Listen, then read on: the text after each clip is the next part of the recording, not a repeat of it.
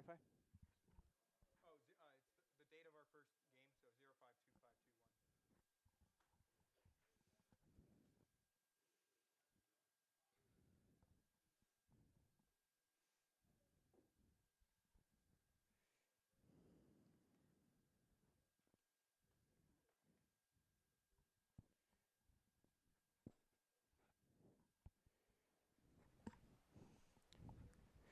Good evening, ladies and gentlemen, and welcome to SpudsTV here at Wolf Field.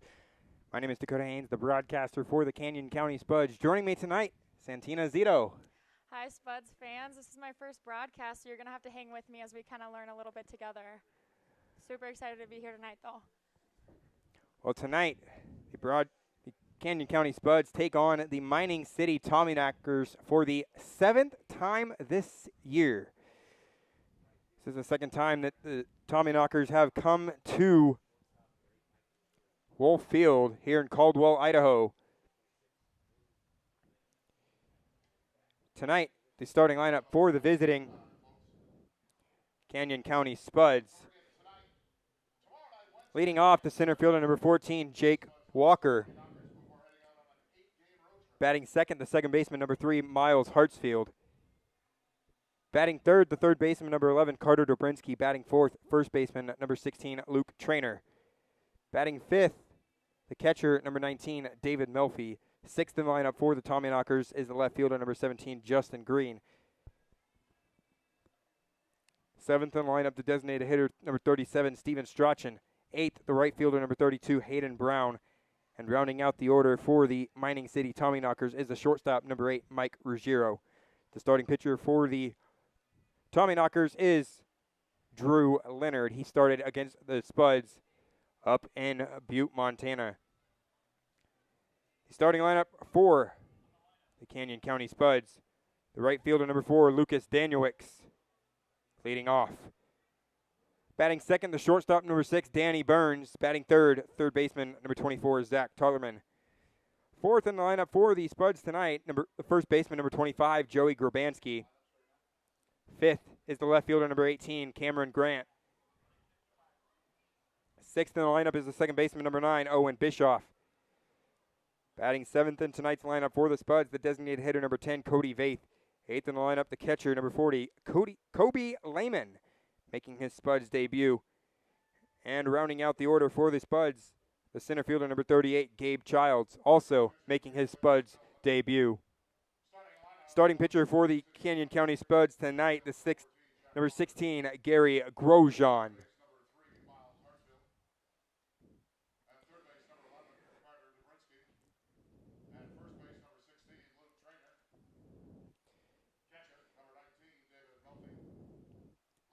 Santina, who is the player to watch tonight?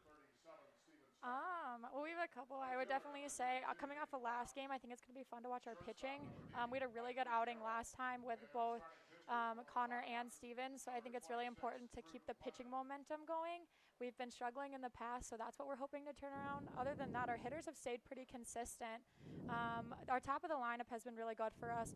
Danielwicks, Burns, and Tollerman all really showing some consistency and even a little bit of power, so we're really excited to see the top of the lineup and the pitcher. Yeah, the outings from Connor Horrigan, who went 6 innings with 6 strikeouts the other night, and Noah Stevens out of the bullpen, who picking up his second win in 4 days. Just phenomenal. Both players getting player of the game, co-player of the game. So let's see if we can keep a pitcher going for player of the game. That'd be kind of fun.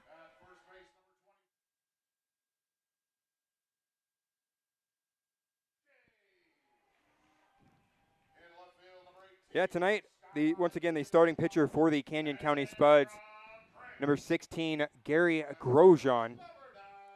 Grosjean has struggled early on here for the Spuds, but what stood out to me in the post-game interview with Noah and Connor the other night was the outing that Connor had. He said that the rest of the starting pitching crew is looking to build off that and just throw some strikes and go deep in ball games. Yeah, I think we've been giving up a lot of free passes, which is why we see a lot of these 10-run, 11-run games. So really today our pitching staff needs to limit its free passes. They're hit by pitches, they're walks, they're throwing way too many pitches, and they just need to focus on throwing strikes and letting our defense work behind them. We have a pretty solid defense, too. I mean, you look around our infield, and Grabansky there at first base, I mean, he's made a couple of great plays for us these past few games, and then you have our middle infield that has been really getting into a sync with turning some double plays. Now, there is kind of a change in the defense. Usually Vaughn isn't at second base, but today he's out of the lineup. So we'll see what Burns and Bischoff can, if they can pull some up the middle and turn some. All right, well, we're sending it down to the field for the national anthem. We'll be back in just a second.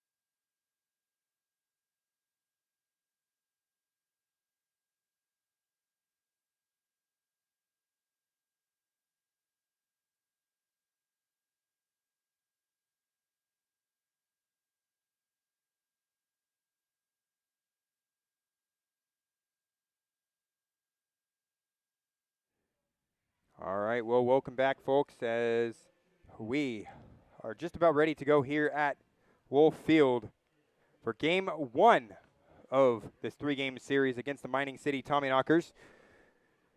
Once again, the starting pitcher for the Spuds, Gary Grosjean, on the season. He is 0-1 with a 7.20 ERA. 2 games, 1 game started. He has thrown 5 innings, giving up 7 strikeouts, 2 walks, and 11 hits.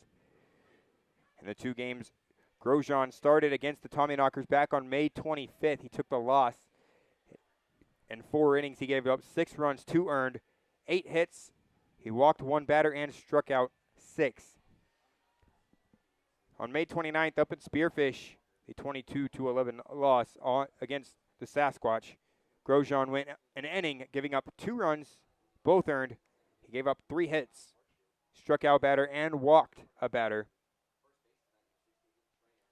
But tonight's defense for the Spuds, as Santina said before, just a little bit different.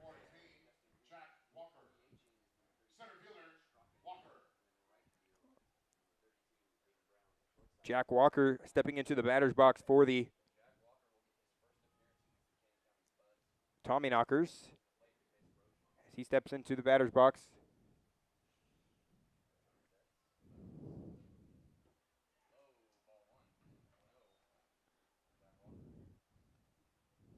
As that's low for ball 1. 1 ball, no strikes.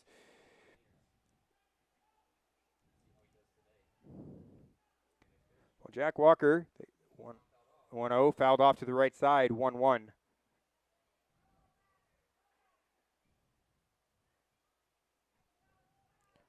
Walker, Hartsfield, and Dobrinsky due up here in the top of the order for the Tommyknockers.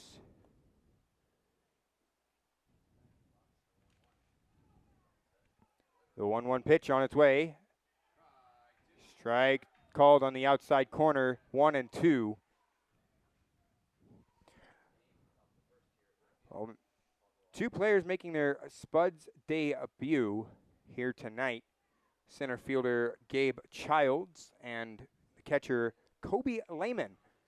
The 1-2 pitch, check swing, and the home plate umpire says he went. That is the first strikeout of the night for the Spuds pitchers, something we've seen quite a bit of in the last game. Yeah, it's going to be really important for our pitchers today to just throw strikes and let our defense work. They need to keep their pitch counts down, especially with still missing a lot of arms. We're going to need to make sure that they don't throw as many pitches as they have been within like the first couple games that they did. They have to limit their pitch count. That's going to be really big for them today. Grosjean comes home, down low for ball one. 1 ball, no strikes. Well, Miles Hartsfield this year, this is low for ball 2, 2-0. The standings as we come into this game, Mining City coming in with a record of 7-2, Soares Valley sitting at 8-4, second in the Lewis division, as this is swung on by Hartsfield and missed, now 2-1.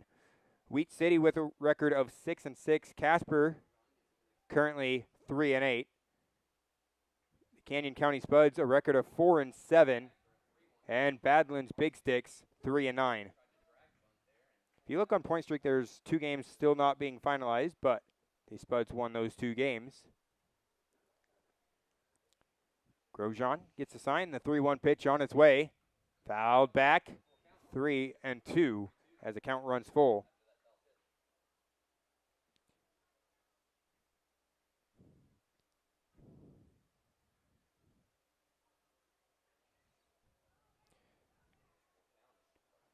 Beautiful day here at Wolf Field.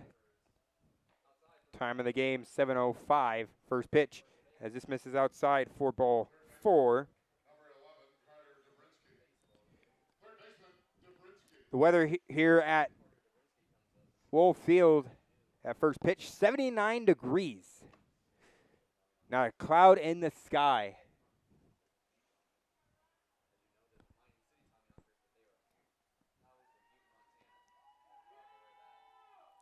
As that brings up Carter Dobrinsky. Swung on and missed. 0-1.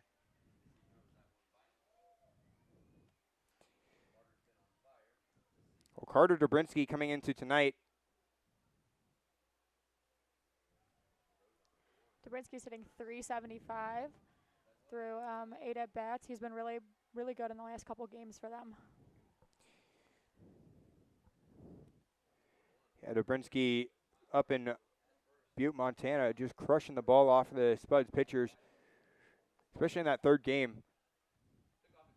The throw over to first, not in time, as it was close. Well, it's good to have Joey Grabanski in the lineup as he made his debut just a couple days ago. But seeing the Tommyknockers here for the first time, Grabanski for Concordia hit .355 with 19 home runs. The 2-1 from Grosjean on its way. A strike on the outside corner, 2-2. On deck for the Tommyknockers is Luke Trainer. Well, the Tommyknockers wearing their road black jerseys for the first time.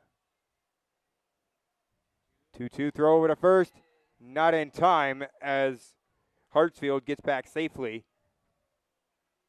1 out in the inning. Joey Gabransky over there kind of laughing at that one. Really trying to get that runner at first. Grosjean comes set and delivers. Fouled back. 2-2 once again. Well, coming into tonight, if the Spuds win the 3-game series, going or getting the sweep, they would be 7-7 with a .500 win percentage, and that would drop the Tommyknockers to a record of 7-5. As this is a foul ball. Oh, No, they're it's calling it fair as it's on the line, and this is thrown in by Danielwicks, but it's a double for Carter Dobrinsky, and that scores a run.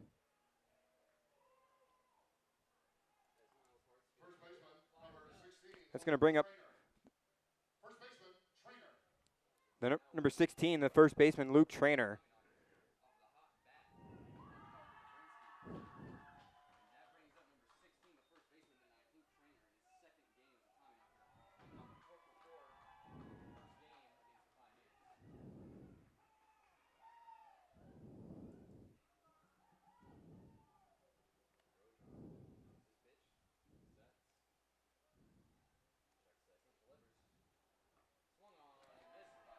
As this is in there for a strike, 0-1.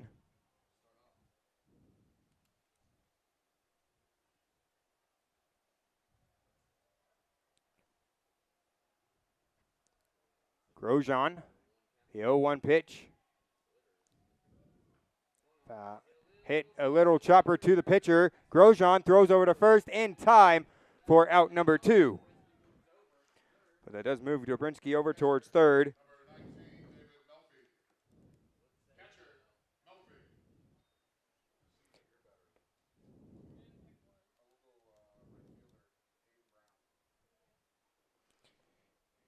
Trainer just grounded out to the back to Grosjean, and that's going to bring up the catcher David Melfi. Trainer's on a little bit of a hitting streak in the last 7 days. He's had 4 hits and 4 at-bats, so it's really important here with the runner in scoring position that the Spuds only walk out of this with 1 run. Strike down the middle. 0-1 on Melfi. David Melfi, once again, he has been phenomenal in the Tommyknockers lineup. Ground ball towards short. Burns the throw across the diamond. A pick by Grabanski over there at first, and that ends the inning. We head to the bottom of the first. The score 1-0. Tommyknockers lead. We'll be back in a little bit.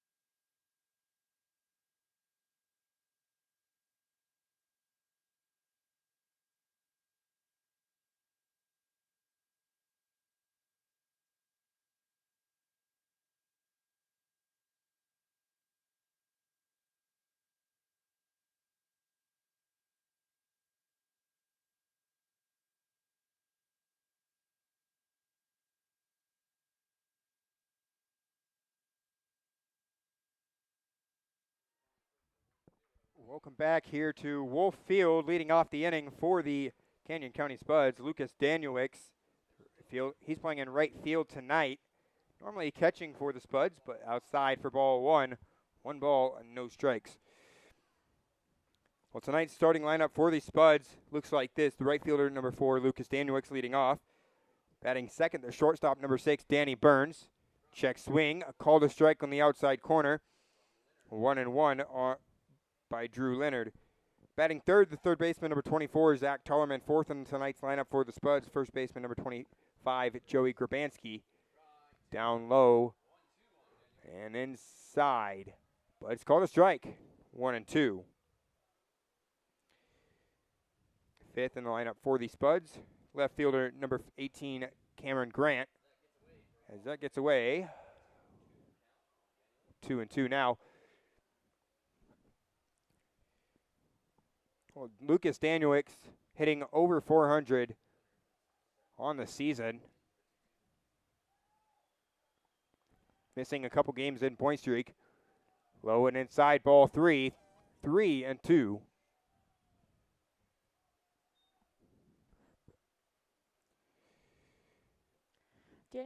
Danielix was moved up from the middle of the lineup in the last series against the Horseheads, and I really like him at the beginning of the lineup.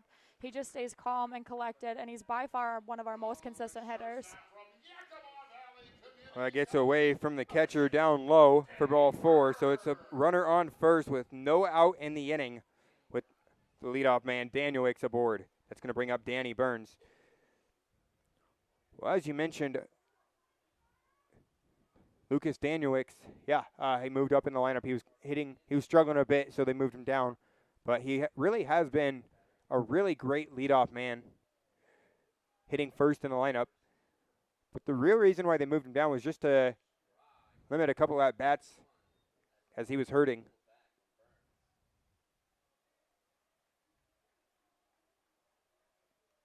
Danielix gets his lead. Drew Leonard out there on the mound for the Tommyknockers.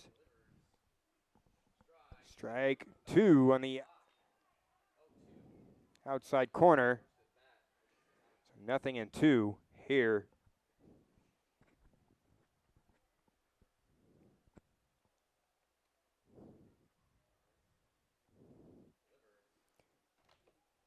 Outside, ball 1. 1 ball, 2 strikes on Danny Burns.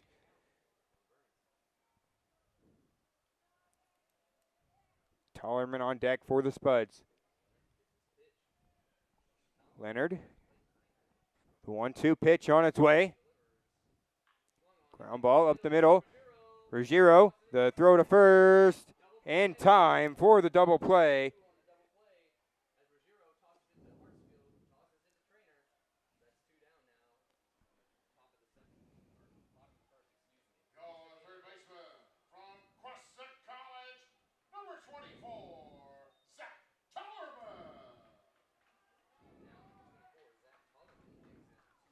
As that's going to bring up Zach Tollerman.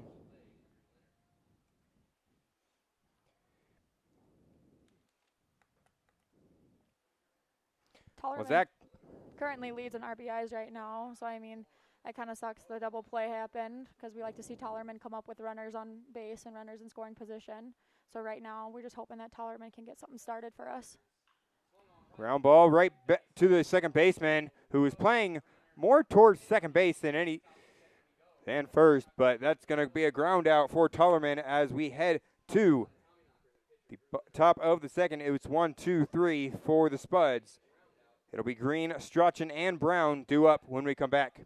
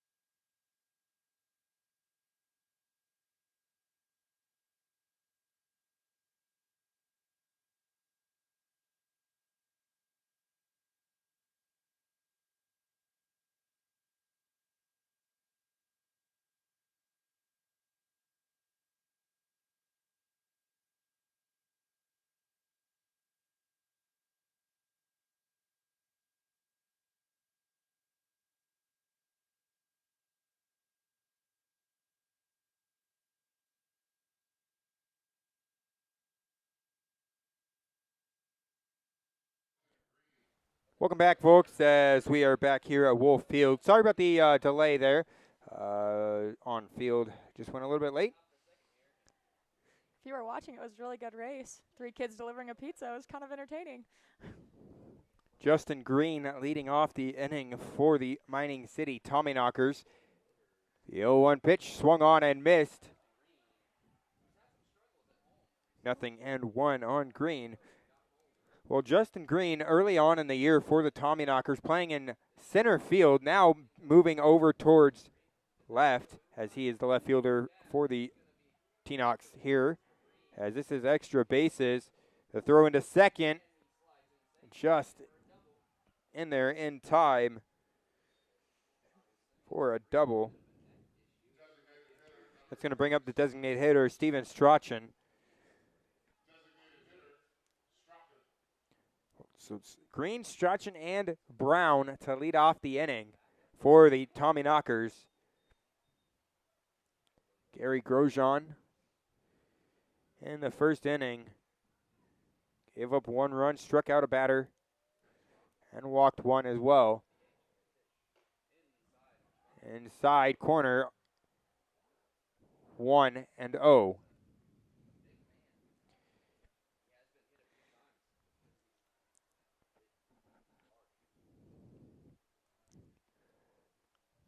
The 1-0 pitch, outside, ball 2.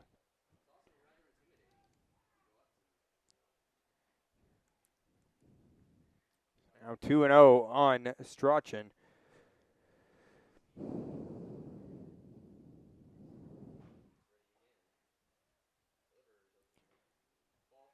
Outside for ball 3. That one barely missing on the outside corner there. Well, Steven Strachan coming into tonight struggling a bit. He has played in 1 game, 0-1, 2 runs scored. He's also walked 4 times.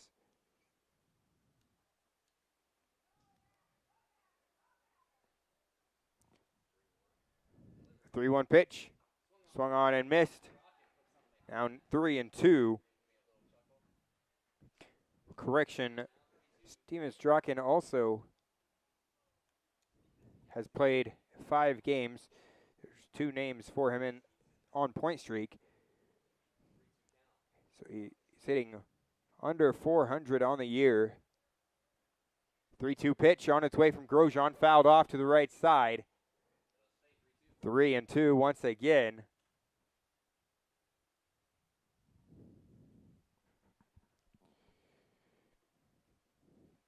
When we head back to the bottom of the second, it'll be Grubanski, Grant, and Bischoff for the Spuds.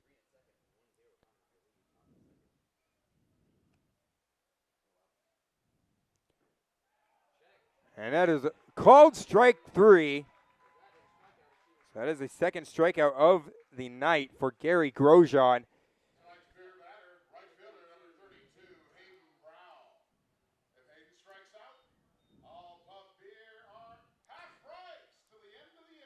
So Hayden Brown, the right fielder for the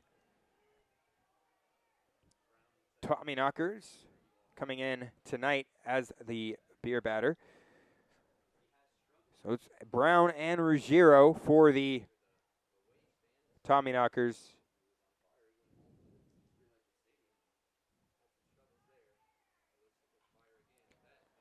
This is bunted off to the left side. Foul and out of play. Fan caught that one, picked it up, and put it right in the air. He's so excited. Oh, that's so cute. 0-1. Gary Grosjean looks in. Gets the sign. Look back towards second. The 0-1 pitch on its way. Fouled off once again to the left side. 0-2 on Brown. As Grosjean looking for, once again, another punch out. It would be his 3rd of the night.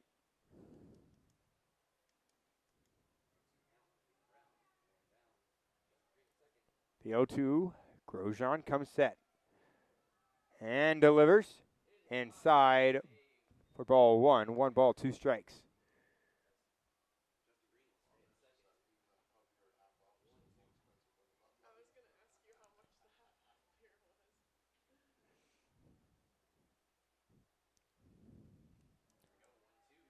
The 1-2 pitch. Brown. Inside, 2-2.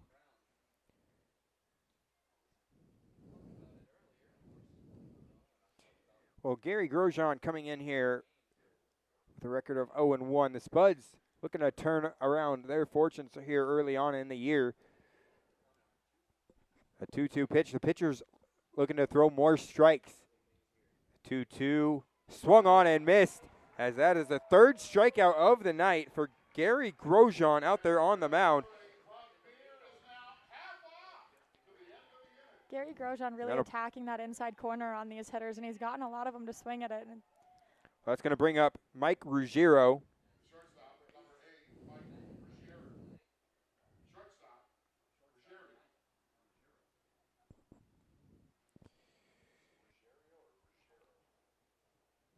Ruggiero. He's shortstop for the Tommyknockers. Came on late, playing his first games a couple days ago for the Tommyknockers. Ruggiero has played in 3 games, hitting .400. He has 4 hits and 10 at-bats with 4 walks, and he has not struck out 1 time.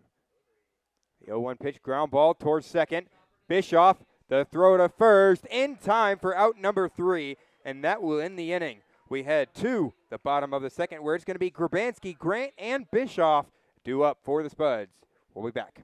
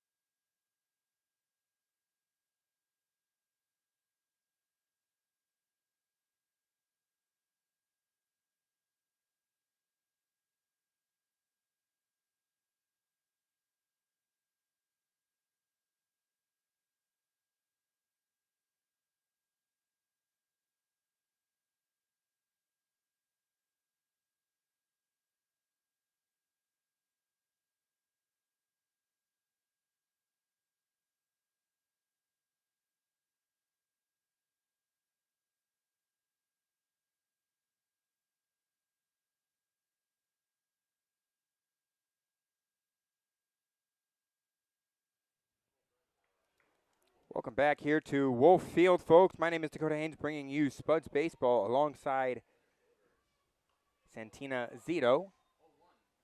As this is fouled off to the right side, 0-1. Well,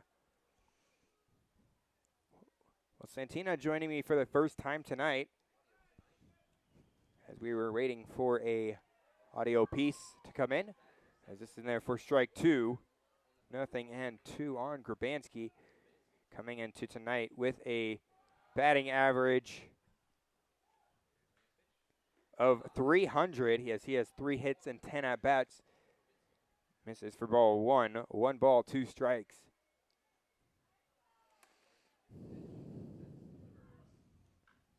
Fly ball towards left field. Green underneath of it for out number 1.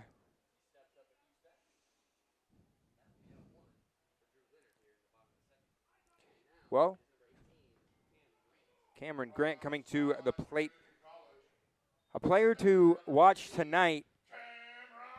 Santina, who do Who do you want to put out there for tonight's player to watch? Oh, I think Grant's a pretty good one. He has like a little bit momentum coming off the Casper Horseheads game. On the 5th, he had his first home run as a Spud, so we'd really like to see that again here tonight, especially down 1 run. He could tie it up with 1 swing.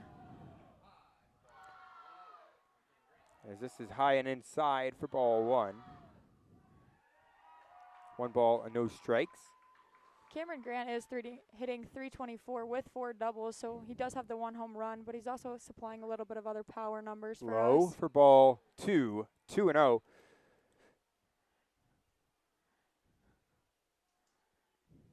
Well, starting pitcher for the Tommyknockers, Drew Leonard, coming into tonight. Ground ball towards third. Dobrinsky, the throw across the diamond in time to get Grant as he goes down 5-3 on the ground out. That's going to bring up Owen Bischoff, the second baseman for the Spuds. The Spuds are making good contact. They're just hitting it right to people. Going forward, we just need to start finding some holes. They just need to keep swinging at good pitches like they have been in the first 2 innings. They're just going straight to people. Well, once Owen Bischoff, as this is a strike on the outside corner, 0-1. Bischoff still has not had a base hit in a Spuds uniform. He's 0 for 8. As this is strike 2, 0-2. He has pitched in 1 game though. He pitched back on June 5th. The 0-2 pitch. Outside for a ball. 1 ball, 2 strikes. Well, if Bischoff can get on, Vaith would be up next.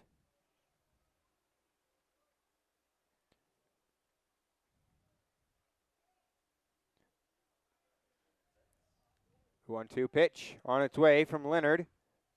Swung on and fouled off to the right side. 1-2.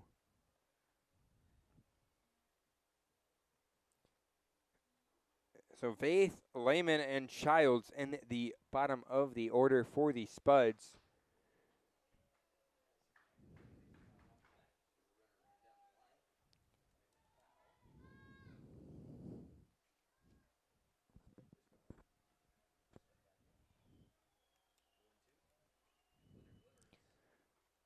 The 1-2.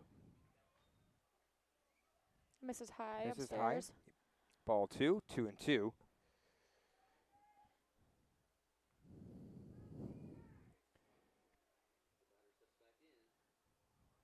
Leonard comes set. The 2-2 pitch. Fly ball, center field. Walker coming in, makes the catch, and that will retire the side. 3 up, 3 down here for the Spuds. In the bottom of the 2nd, we head back to the top of the 3rd for the Tommyknockers. It'll be Walker, Hartsfield, and Dobrinsky when we come back.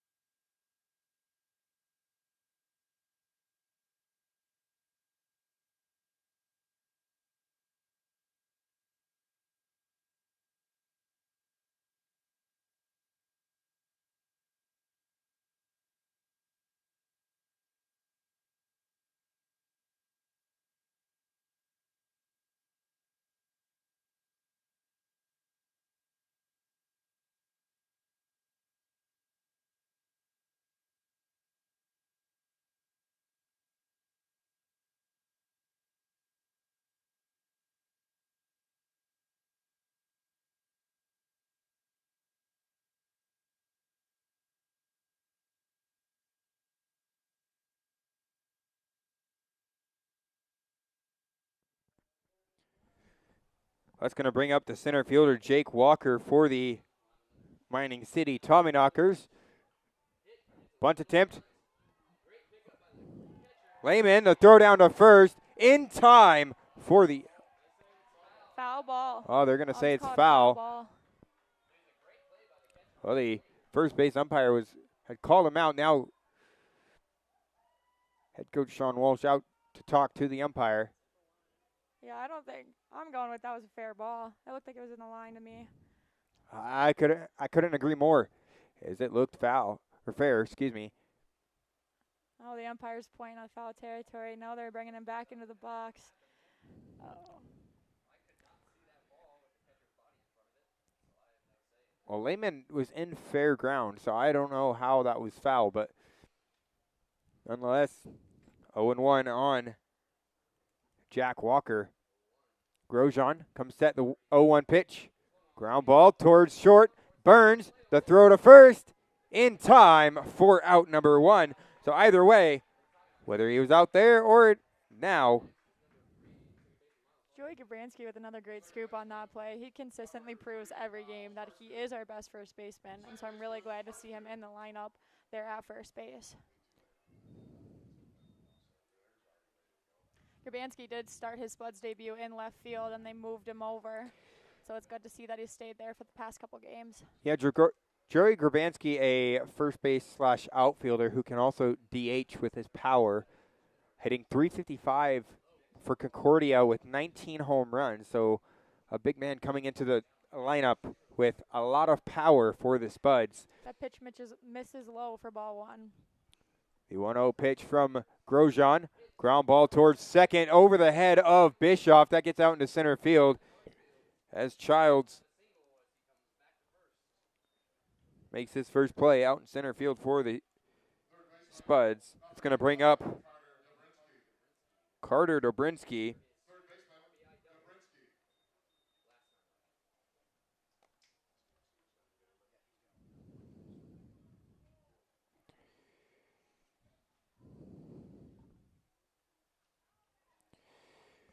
Grosjean.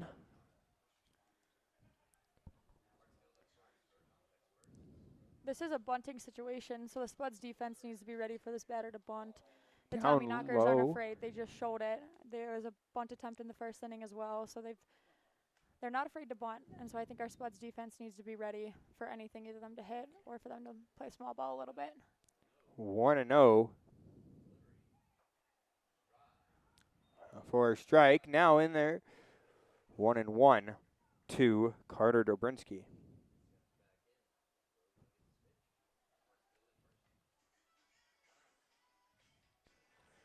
The 1-1 pitch, bunt attempt, fouled off, 1-2.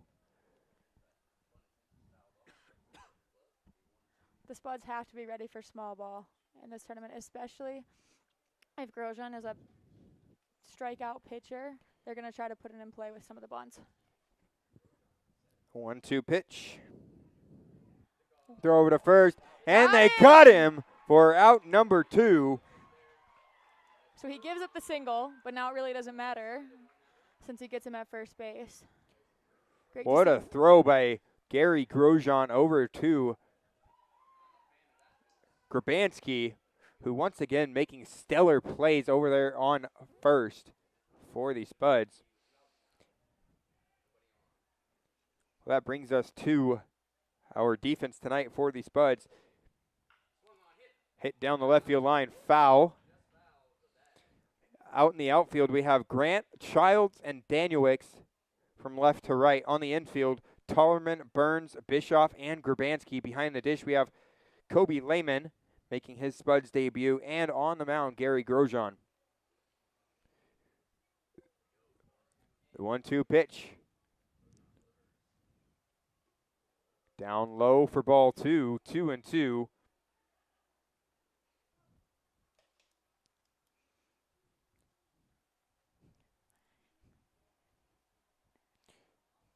Two pitch from Gary on its way. Called strike 3, and that is a strikeout to end the inning. The 4th K put up by Gary Grosjean here in the first 3 innings of the ball game. We head to the bottom of the third, where it is the 7, 8, and 9 due up for the Spuds.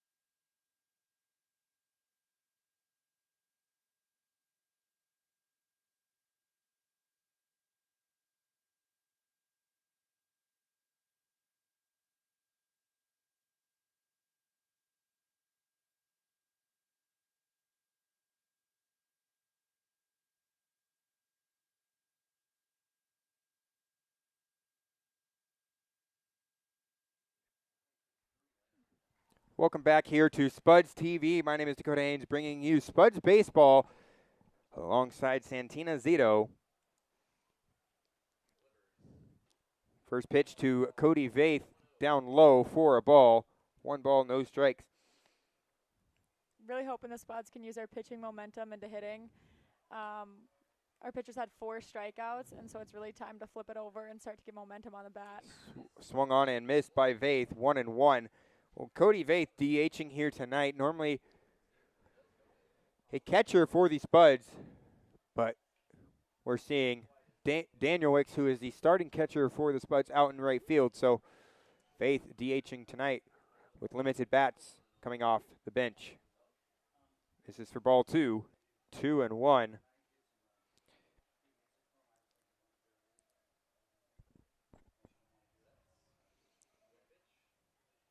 Two-one pitch on its way, fouled off at the plate, 2-2. Well, taking a look at the Tommyknockers defense from left to right in the outfield, Green, Walker, and Brown. On the infield, Dobrinsky, Ruggiero, Hartsfield, and Trainer. Behind the dish is David Melfi.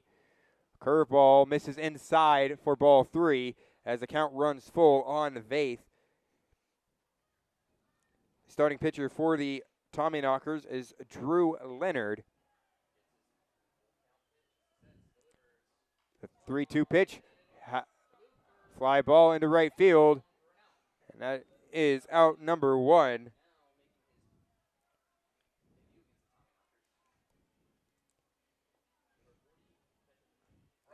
Fly ball into right field, and that's going to bring up Kobe Lehman, a catcher from New Mexico State University.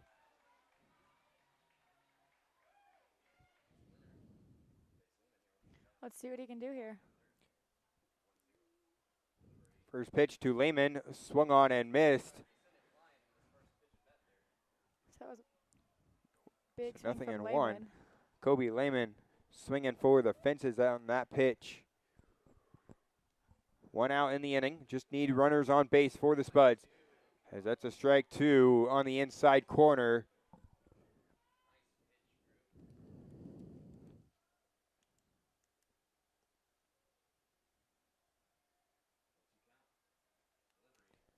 The 0-2 pitch fouled off to the right side. Nothing in 2.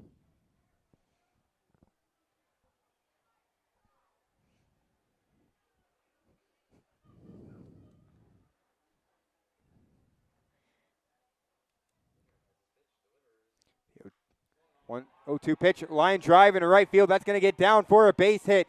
So the first at bat, a base hit for Kobe Lehman in a Spuds uniform. That That's is gonna also bring- the first hit of this game. So Cody Lehman kind of breaking the 3 up, 3 down streak with a single right there.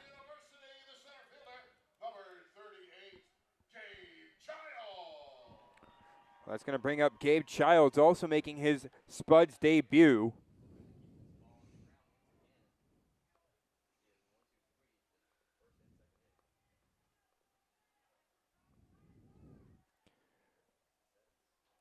One out in the inning. Low and outside, ball one. 1 ball, no strikes.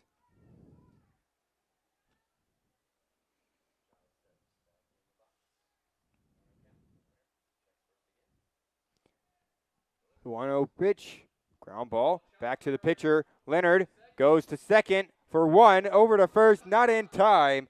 That's going to be a fielder's choice for Gabe Childs. Oh, they're saying he was safe. Runner at second is safe. Oh, the runner. Second baseman came off Wow. the base on that throw, so Spuds catch a break right there. Now they have 2 runners on.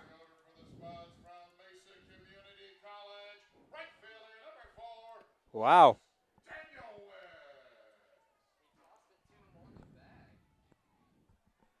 The Time umpire- called as the coach of the Tommyknockers coming out to talk to the umpire. He'll walk back to the dugout. As he doesn't get anything out of that, Lucas Danielwick's coming to the plate for the Spuds. Still looking for his first home run as a Spud. What a big time it would be to get it here. Go up 3-1 in the bottom of the third. Lucas Danielwick is leading our average right now, hitting 371 with still a couple games not finalized. So it's a good time for him to be up with runners in scoring position. Well, in one of those games that aren't finalized, Lucas Danielwick went 4 for 5. As this is outside for ball 1. 1 ball, no strikes.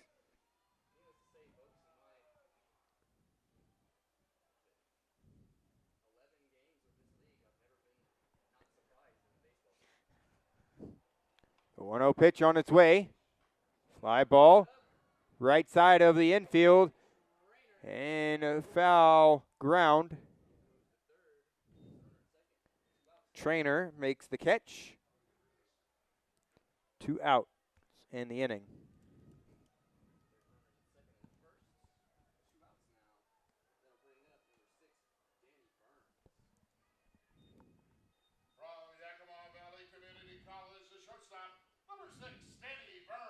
It's going to bring up Danny Burns for the Spuds.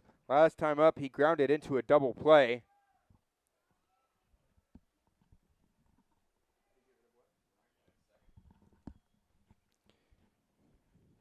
So runners on first and second for the Spuds.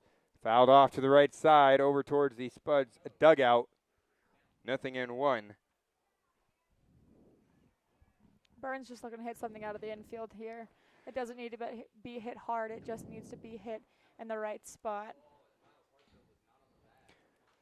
Really hoping we don't give up that call by the umpire where he called him off the bag. Base hit into a gap would score a run. Strike on the inside corner, 0-2. As runners are set to go here with 2 out and 2 strikes. Burns. The 0-2 pitch on its way. Leonard looks back at second and comes home. Fouled off to the right side.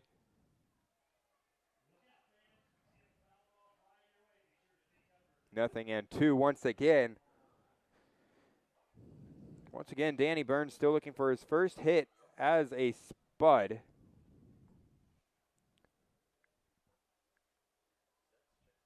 The 0-2 pitch, low for ball 1. 1 ball, 2 strikes.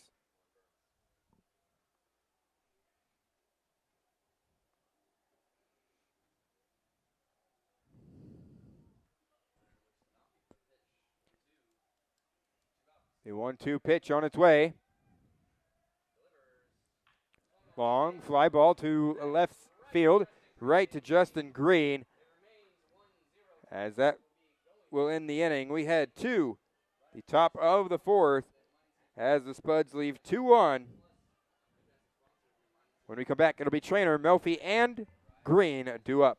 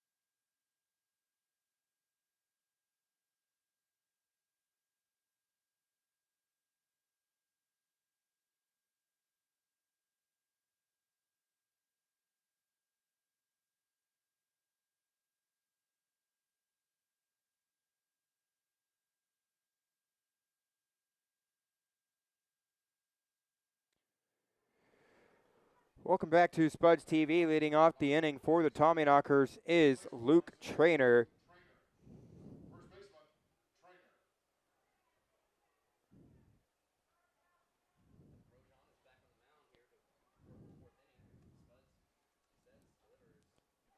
Outside for ball one. 1 ball, no strikes.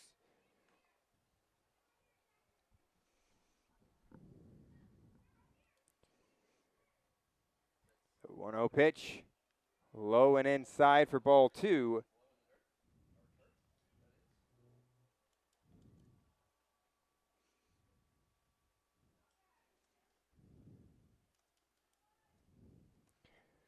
Grosjean comes set, the 2-0 pitch. Inside for ball 3.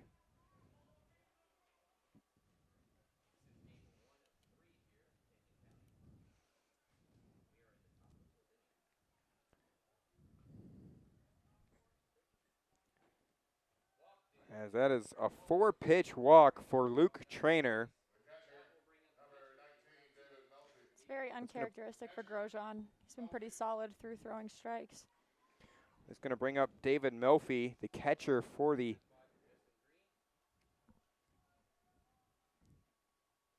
Tommyknockers. Last time up, he grounded out to shortstop. Hopefully he does the same so he can turn a double play. That would be nice with no outs in the inning. Ball on the outside corner. 1-0, and time called now by pitching coach Dalen Dobish. I think Dalen's coming out just to mix up his timing a little bit. I think our pitcher's gotten into a little bit of emotion, and it's time for him to just stop his momentum, stop what he's doing, and recollect himself. So it's a very good call by our pitching coach here. Well, Dobish, a former pitcher himself, actually pitched in this league a couple years ago.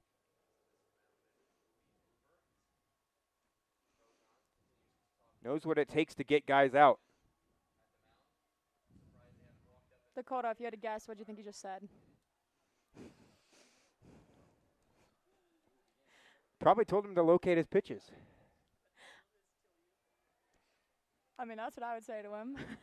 Probably tell him to throw a strike, too. Just be himself. That's exactly what he was doing in those first 3 innings. Grosjean came out and had 4 strikeouts in the first 3 innings. Something we haven't seen very often from Spuds pitchers, as this is a fly ball back over the head of Lucas Danielewicz. Dano getting it in, and it's going to be runners on second and third for Mining City.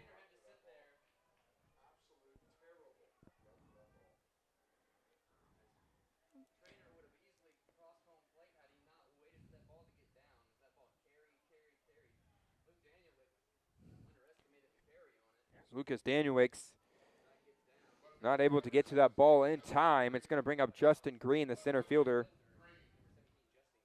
Danielwick didn't take a very good route to that ball either.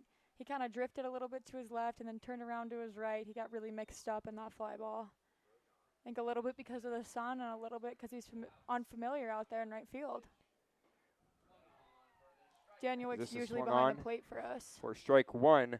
Well, Lucas Danielwick's normally a catcher and first baseman for the Spuds, playing his first game out in the outfield here today. Fouled off to the left side. The ball always seems to find a way to the players who aren't very comfortable in their positions. It always finds them. 0-2 on Green.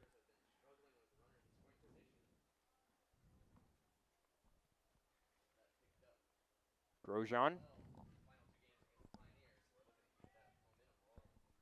comes set. The 0-2 pitch fouled off once again as Green will stay alive. Last time up in the second inning, Green had a leadoff double but was stranded on base.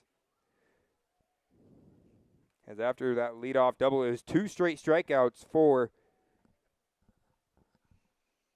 Grosjean as he has really settled in at the plate.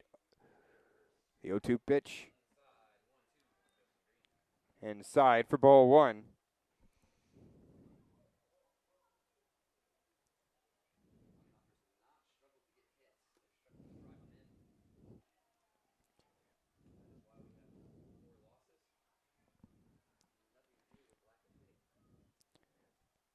The 0-2 pitch, grounder fouled off. 1 ball and 2 strikes. Still the count. Grosjean looking to get the first out of the inning. Runners on second and third. The score 1-0 here in the top of the fourth.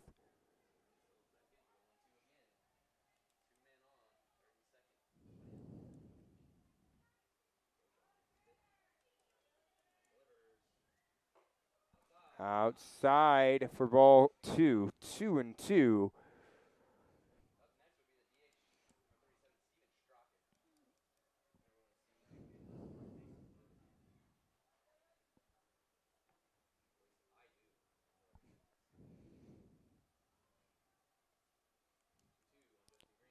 The 2-2 pitch fouled off once again and out of play. Still no outs in the inning for the Tommyknockers.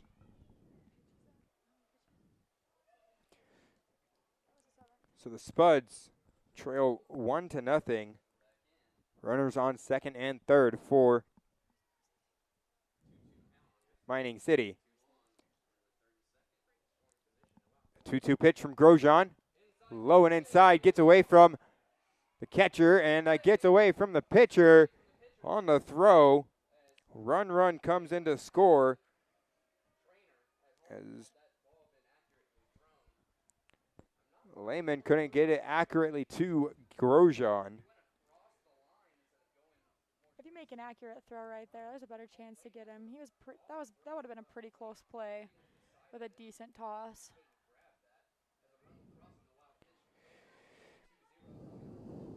The score now 2-0, Tommyknockers lead. Fouled off to the left side.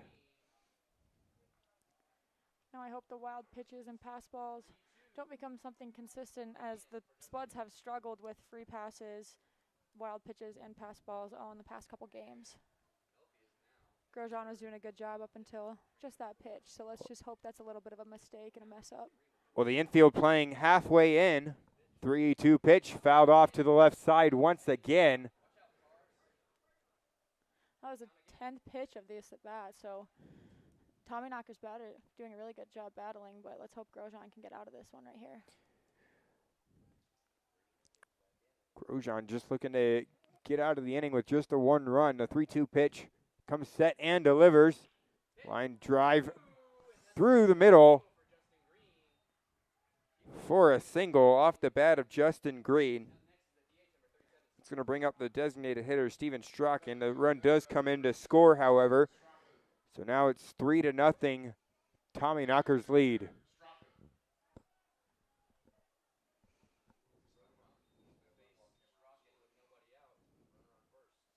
So it's 3 runs here for the Tommyknockers, 2 in the inning.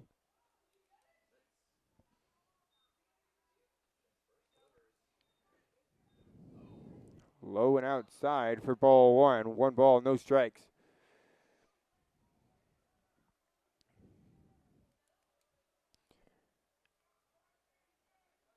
Runner takes his lead over there on first. Grosjean, the 1-0 pitch. Strike on the outside corner. 1-1. On the bottom of the 4th for the Spuds, it would be Tullerman, Grabansky, and Grant due up. As the score now 3-0. Once again, fly ball to left field. Grant going back, looking up, and he makes the catch on the warning track. A great play by Cameron Grant in deep left field, almost to the wall. Grosjean looks happy about that one, giving a little love to his left fielder out there. Grant making a great catch going back. It's very important that our defense works behind Grosjean, especially if they're going to keep hitting the ball. With 1 out in the inning now, and a runner on first. It's going to bring up Hayden Brown, the right fielder. A ground ball would be nice here. Try to roll 2. Fly ball, right field. Daniel Wicks moving to his right. He'll make the catch. So quickly 2 outs off of fly balls here in the inning. It wasn't a ground ball, but that also works.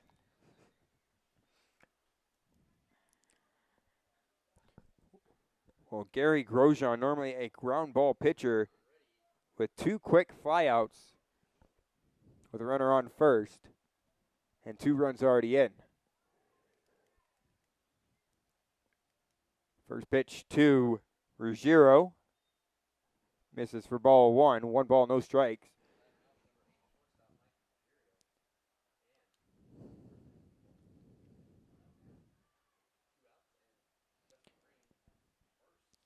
As we take a look around the league. Throw over to first, not in time.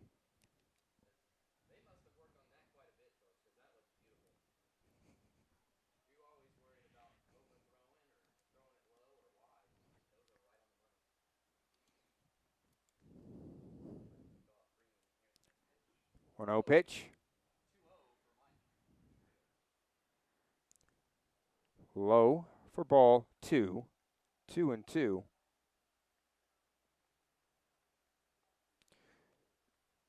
Two outs in the inning. Grosjean looks over at first. The 2-0 pitch. A strike at the knees. 2-1. On the top of the 8th, the Wheat City Whiskey Jacks beating the Spearfish Sasquatch 7-4 at Andrews Field at Oregon Trail Park Stadium. As this misses for ball 3. The Western Nebraska Pioneers beating the Casper Horseheads 5-1 in the bottom of the 5th. And Badlands and Soares Valley game has been delayed due to rain, as this has popped up into shallow right field. Daniel Wicks coming in to make the catch, as that is the second time he has made a play in a row. As we head to the bottom of the 4th, it will be Tullerman, Grabansky, and Grant due up for the Spuds. We'll be back. Don't go anywhere.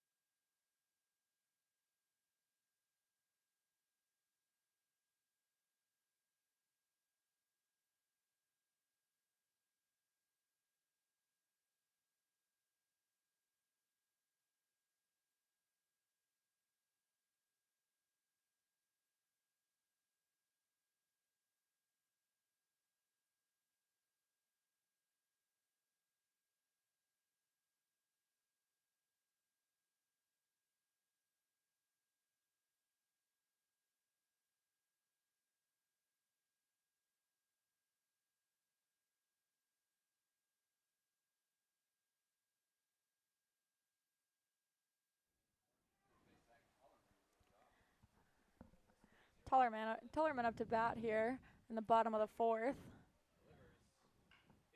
Ground ball to third. Dubrinsky, the throw across the diamond as he gets away from the first baseman. Tullerman into second on the error. At this point, the Spuds can take any spark they get. Oh, we got a little bit of golf swing over there on second base as a celebration from Tullerman. Let's see if Gabrinsky can really capitalize off that error and make that one hurt a little bit.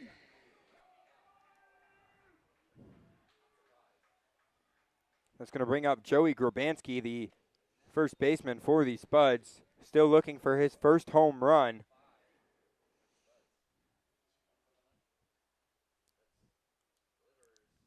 Swung on and missed. Big swing there from Grabansky. 0-1. Gabransky has 1 RBI on the season through 10 at-bats. This is a good situation for him to pick up another score.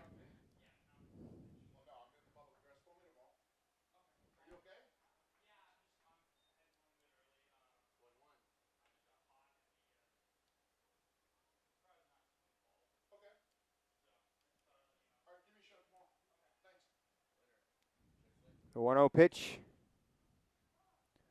Now time called. 1-1.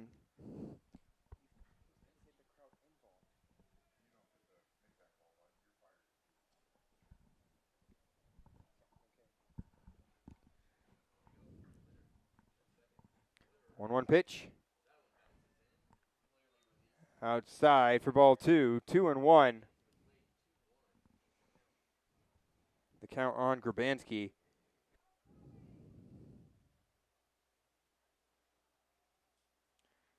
The Spuds have had a couple of base runners tonight, but no one has yet to come around and score. So we're hoping to change that here in the bottom of the 4th. Swing and a miss by Grabansky. Now he's facing a 2-2 count with no outs in the inning. A runner on second. Last time up for Grabansky, he flied out to left field. Joey looking to get something going. The runner out there on second. In the dirt, gets away from the catcher. Tullerman moves to third.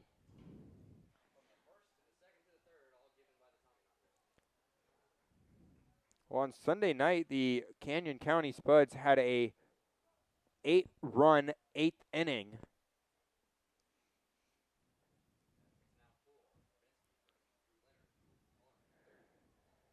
As the bats have been slow to start here. The 3-2 pitch. Ground ball to the left side of the infield. Dobrinsky, the throw across the diamond for out number 1. It's 1 out in the inning. That's going to bring up Cameron Grant.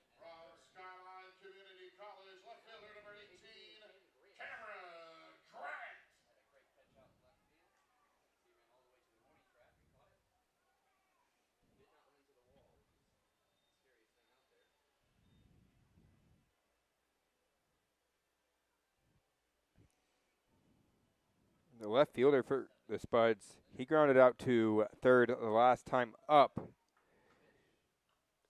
Fouled off. You could expect Grant to swing early in the count. He's a very 0-1. aggressive hitter who likes to swing. He has 1 home run, 4 doubles, and 8 RBIs on the season through 34 at-bats. So we're hoping to kind of see his aggression, see a little bit of power here with a runner on third. Leonard, the 0-1 pitch. Down low for ball 1. 1 ball, 1 strike. Bischoff on deck for the Spuds, playing second base here tonight.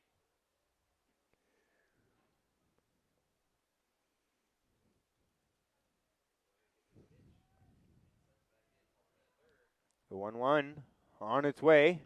Fly ball under right center field. Going back is the right fielder. He can't get it as that is down. Tullerman comes in to score.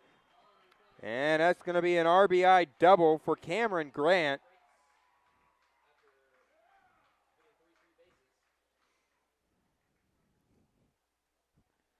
Perfectly placed ball there by Grant. With a runner on second or a runner on third, you really want to hit it to the right side of the field, to the deep right field, and he'd adjust that and was perfectly placed.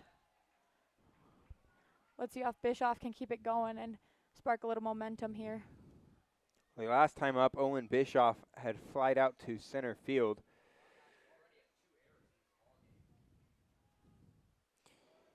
As once again, the bats come in here in the bottom of the fourth.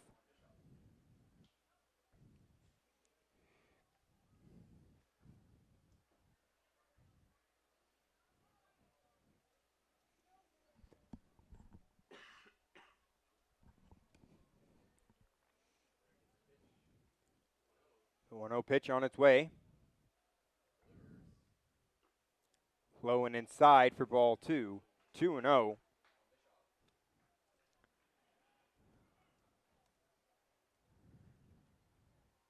Bischoff having a slow start to his season, but hopefully he can turn it around here. Runner on second. We'd like to see an RBI out of him tonight.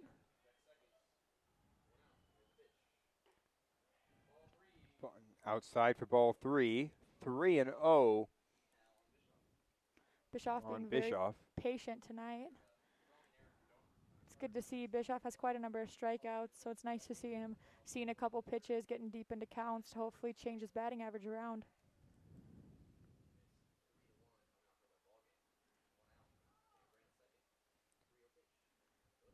Three-0. Strike on the outside corner. 3-1. It's not a bad pitch to take right there.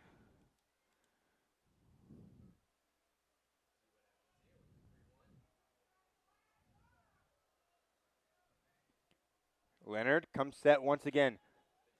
One out in the inning. Runner out there on second. The 3-1 pitch on its way. Runner's off. As that is a ground ball right back to Leonard on the mound. Bischoff hustling down the line.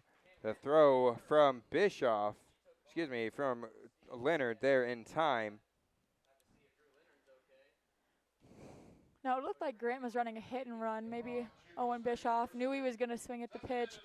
Grant was off on the pitch, so when Bischoff swings at that pitch, hopefully puts it in play, can advance Grant one base closer to home. Time called, and we may see Leonard stay out there, but because he looks okay. But he took that ball right back to the leg.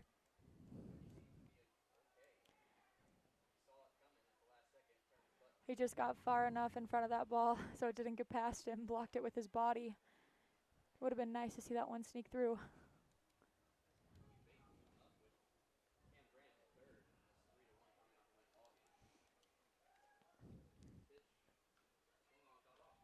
Fouled off to the left side.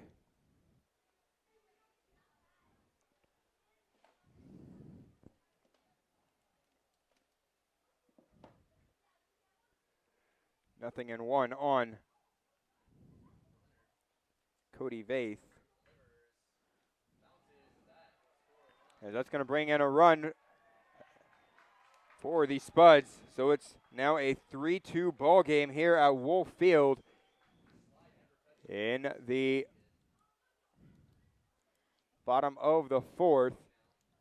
2 out in the inning. Vaith looking to get on base and keep the inning alive for the Spuds.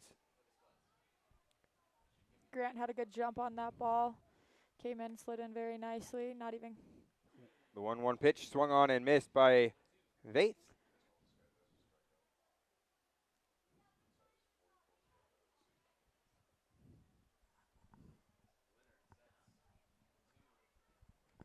The 1-2 pitch. Curveball on the outside corner for a strike. It's backwards K for Cody Vaith, but we head to the top of the fifth with a 3-2 ball game. It's going to be Walker, Hartsfield, and Dobrinsky due up for the Tommyknockers. We'll be back.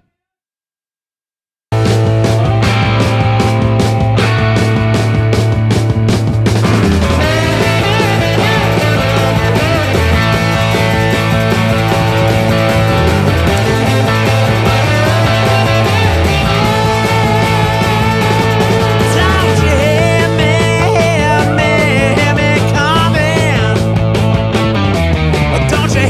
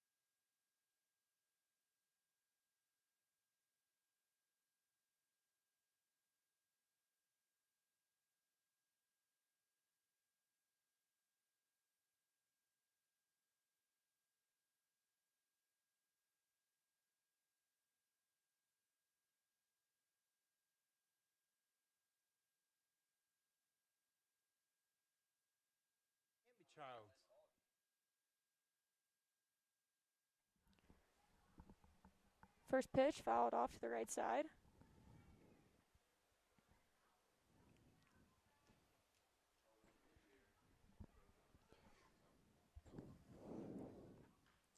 Swung on and hit to the right side. Danielix in foul ground. The ball will land foul.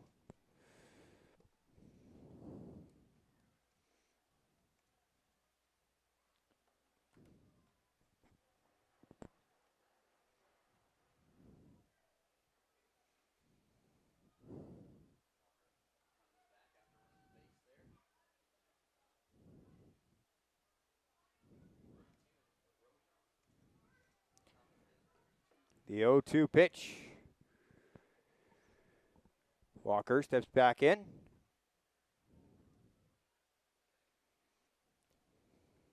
Grosjean comes set, gets a sign. The 0-2 pitch on its way.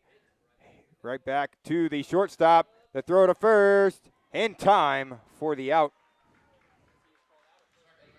Very good play there by Burns. Kind of took it on a 2-3 hopper, making a good throw to Gabrinsky, but That is the first out of the inning. Miles Hartsfield now coming to bat. He has reached base twice today.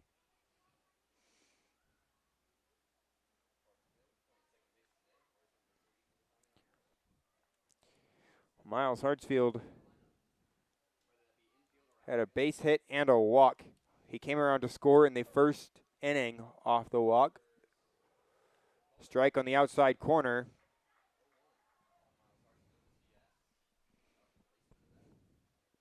Grosjean seems to be in a little bit better groove this inning than last inning.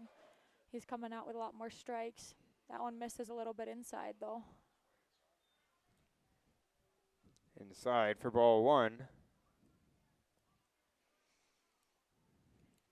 1-1. The count with one out in the inning. Swung on and missed for strike two. 1-2 now on Miles Hartsfield. It's a big swing there from Hartsfield.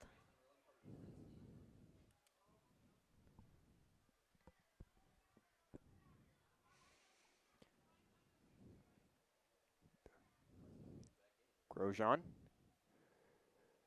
comes set. The 1-2 pitch on its way with one out in the inning. Runs inside for ball two. 2-2.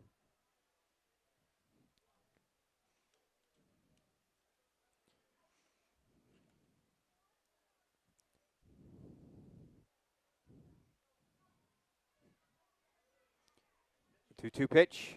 Called strike three on the outside corner, as that is the fifth strikeout of the night for Gary Grosjean on the mound for the Spuds.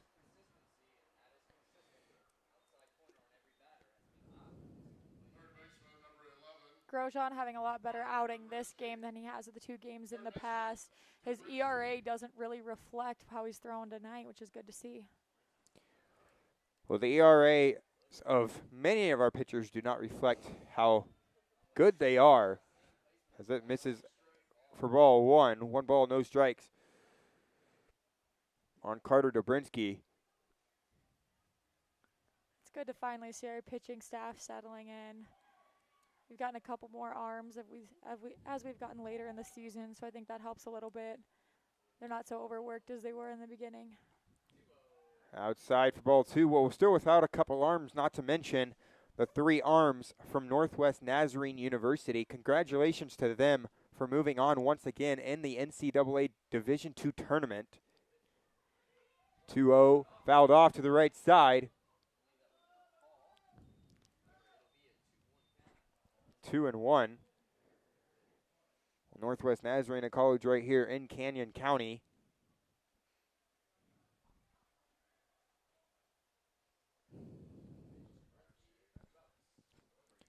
The 2-1 pitch, hitting to right field. Daniel Wicks underneath of it for the out, and that will retire the side. 3 up, 3 down, and the fifth for Gary Grosjean. We head to the bottom of the fifth. It'll be Layman, Childs, and Daniel Wicks due up for the Spuds. We'll be back in just a little bit.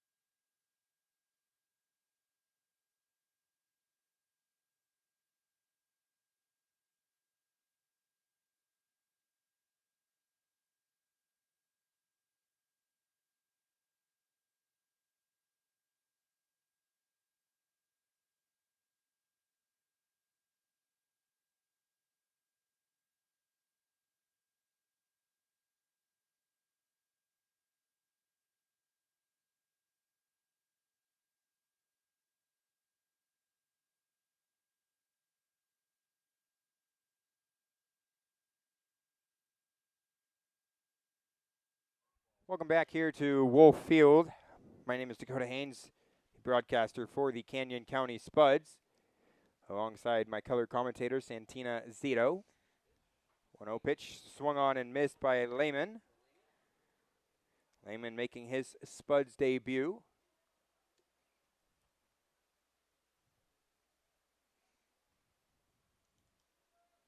The 1-1 pitch. In there, drops for ball 2. 2-1. That pitch was a little close to take with 2 strikes, if you ask me. The 2-1 pitch. 3-1 as this misses outside.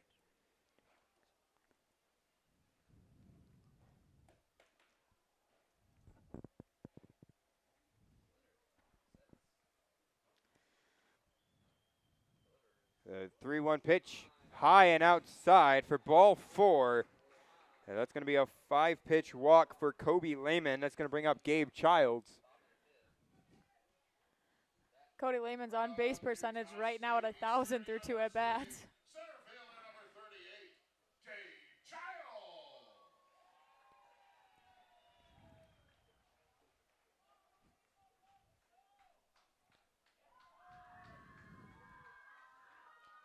Three 3-2 our score. First pitch from Leonard. Line drive to third base. The throw over to first. In time as Gabe Childs out at first, but the runner does move over to second. Spuds catch another break there, as a third baseman could have easily gone to second base to get Lehman, but we're happy that he didn't. Now with one of our best hitters up, we have a runner on second in scoring position. Yeah, Daniel Wicks coming to the plate now. He's 0 for 1 on the night, looking for his first hit. Normally has a base hit every single night. The 3-2 pitch. Outs. Excuse me, the first pitch to Daniel Wicks. Low and outside for ball 1. 1 out and 1 on for the Spuds. Well, in the last inning, Jagger Harris, who's just came in today, popped up on the infield. Hartsfield underneath of it makes the catch for the second out of the inning. Was warming up for the Spuds. That's going to bring up Danny Burns. He's 0 for 2 on the day.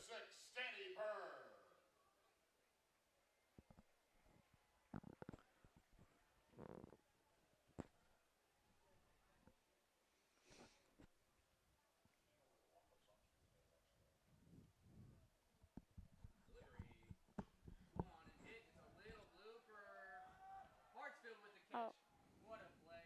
Burns swings and pops up to the second baseman, going back into the grass line. That ends the inning with 3 outs, brings up the top of the 6th with the Tommyknockers up to bat next.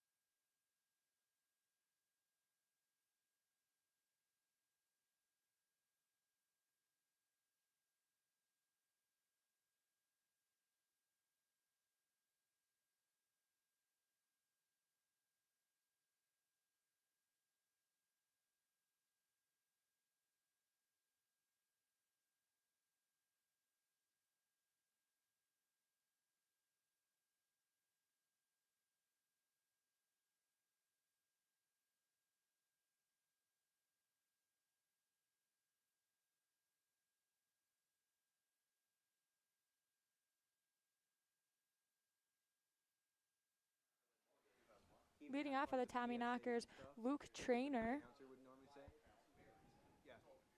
Oh, you did? Grosjean comes set. Ball 1, low and outside. Pencil just died on me. My mechanical pencil just ran out of lead. Welcome back here, folks, to Wolf Field. Outside for ball 2. 2-0.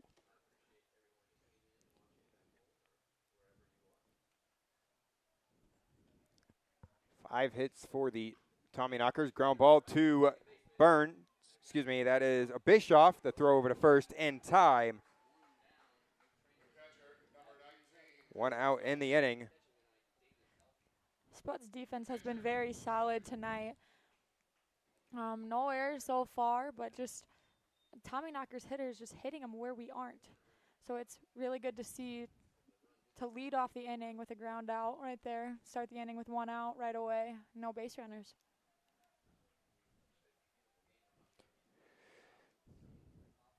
With 1 out in the inning, that brings up David Melfi, the catcher for the Tommyknockers. And therefore, a strike, 0-1.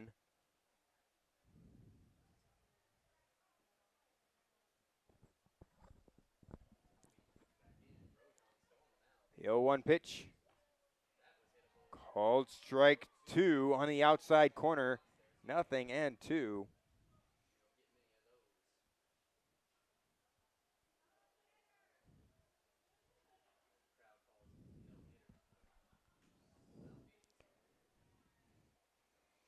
The 0-2 pitch. Upstairs. Ball 1. 1 ball, 2 strikes. Well, Grosjean still out there on the mound for the Spuds, starting the 6th inning. Harris continues to warm up over there in the pen. Now Grosjean is at 88 pitches here through 6 innings. The 1-2 pitch.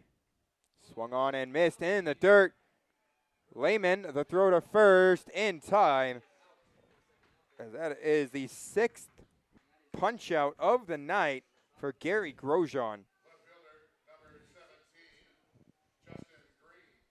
Now, do keep in mind, folks, the other night, Connor Horrigan set the record, a franchise record for punch-outs in a game by a pitcher in Spuds history with 6.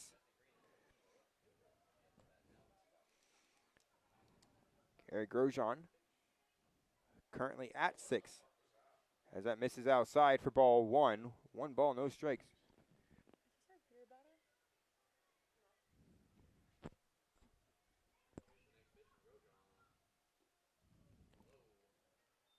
Low for ball 2, 2-0.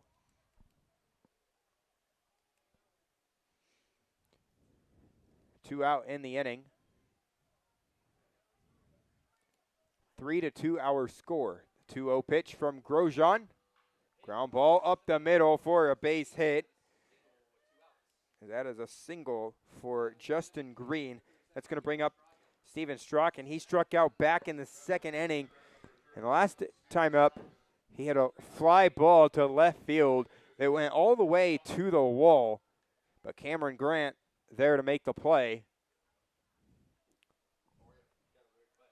for the first out of the inning.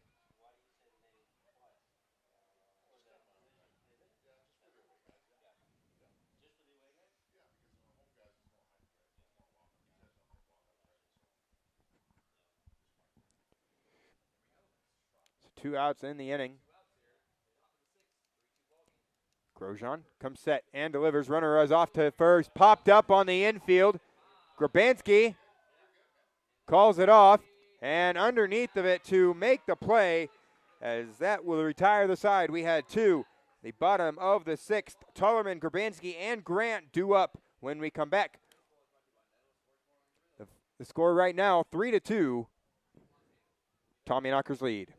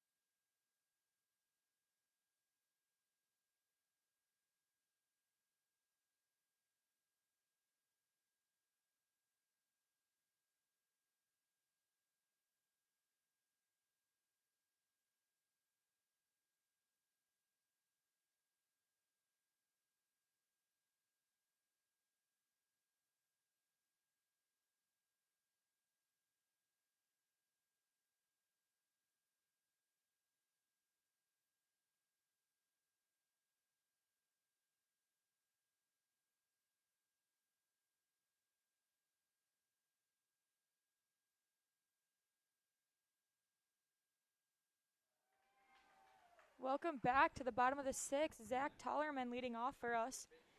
First pitch, swings and misses. 0-1 on Tullerman. Grabanski on deck for the Spuds, so it's Tullerman, Grabanski, and Grant. Heart of our lineup coming up right now. Swing and a miss by Tullerman, 0-2. Well, Zach Tullerman coming into tonight high and outside for ball 2, 2-2. 1-2, excuse me. 1-2 pitch. Called strike 3 on the outside corner. As Drew Leonard still out there on the mound for the Tommyknockers. From Concordia University, first baseman number 25, Joey Grabanski. It's going to bring up the first baseman, Joey Grabanski, once again still looking for his first home run as a Spud. The 3-2 pitch. Long fly ball. There, this one has a chance. Going and going. Goodbye, baseball. Joey Grabanski with his first home run as a Canyon County Spud. Would you look at that? I think my only other favorite Joey Grabanski moment was his stolen base against the Casper Horseheads in our 10-2 win, but this one definitely tops that. Joey Grabanski with the long ball. Great to see him finally starting to get a little bit of power into his numbers, into his stats. A spark in the lineup for Grabanski, and now he takes the tater belt in the dugout.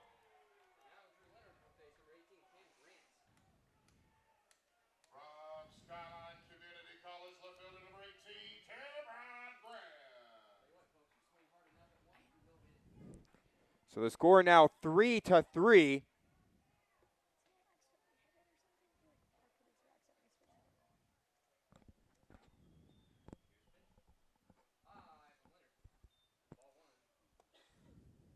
Ball 1 on Grant. Cameron Grant had an RBI double back in the 4th inning. That brought Tullerman around to score. Swung on and hit down the left field line for a base hit. Grant rounding first, heading to second once again. And it's a second double on the night for Cameron Grant.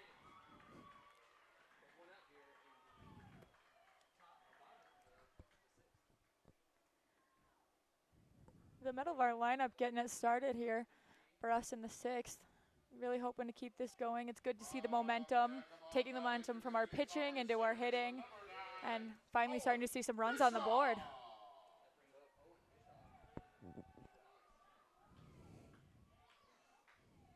Let's see if Bischoff can keep it going here.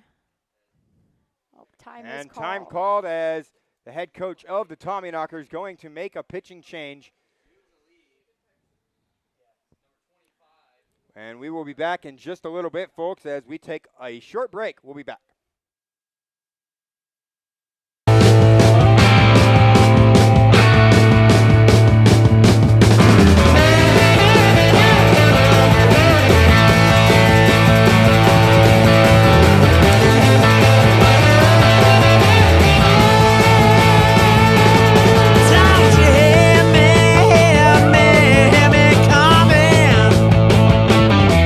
Don't you hear my boots flap as I'm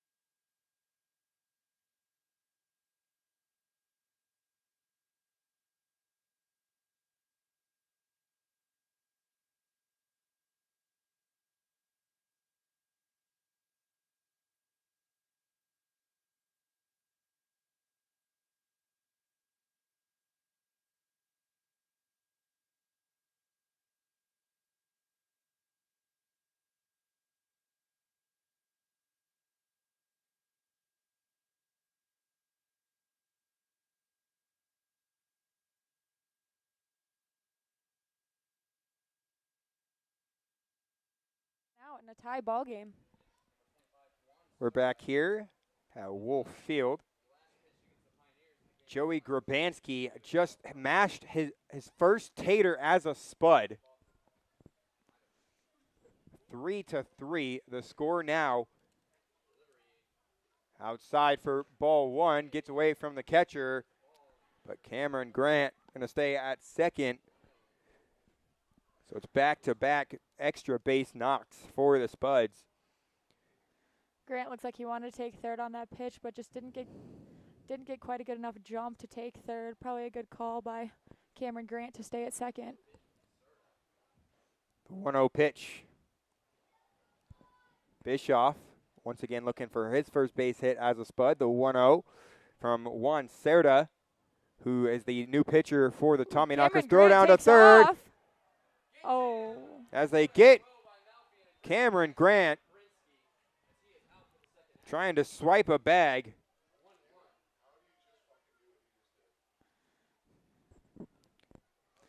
Now Owen Bischoff steps in with no runners on and 2 outs, as Grant was just thrown out trying to steal third. Cody Vaith on deck for the Spuds.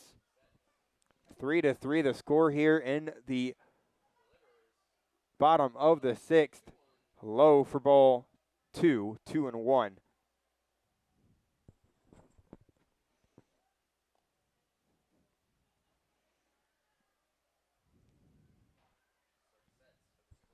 Two-one pitch. Cerda comes set and delivers high and outside for ball 3, 3-1.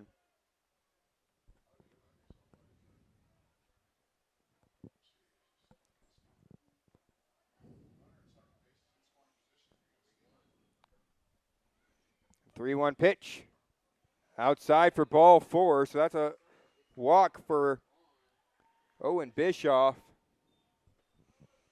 A 2-out walk. That's going to bring for up Bischoff. Cody Vaith. Designated hitter number 10, Cody. 2-out walk for Bishop brings up Cody Vaith, the DH here in this game. Well, Cody Vaith tonight 0 for 2, but Juan Cerda out on the mound. This is his third game.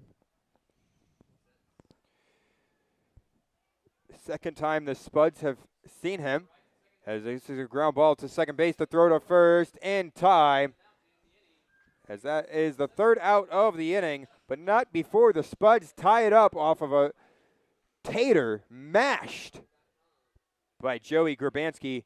When we come back, we'll see a new pitcher on the mound for the Spuds.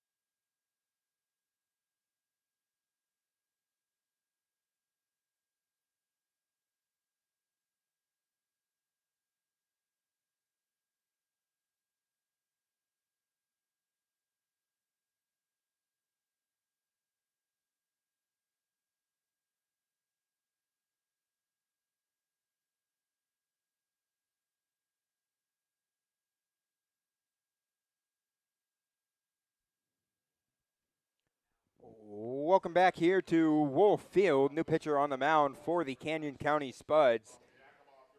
Number 36, Jagger Harris, making his Spuds debut. Leading off the inning for the Tommyknockers will be the right fielder, number 32, Hayden Brown.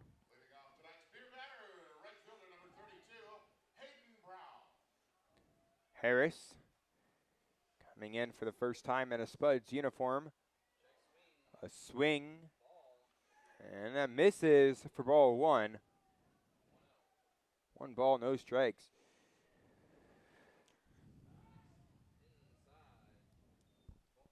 Misses for ball two. Now Harris is one of 3 Spuds making their debut. Harris at pitching, Lehman catching, and Childs in center field. Not to mention our 4th, Santina Zito, making her commentating debut. Just got to throw that one out there. We're here in the top of the 7th with a brand new ball game tied at 3 apiece. As that misses for ball 4.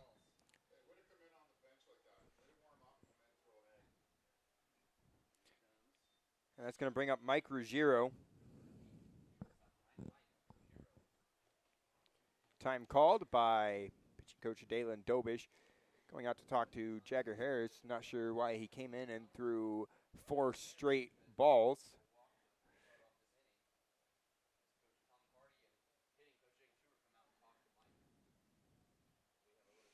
You have to think he's just telling him to throw strikes.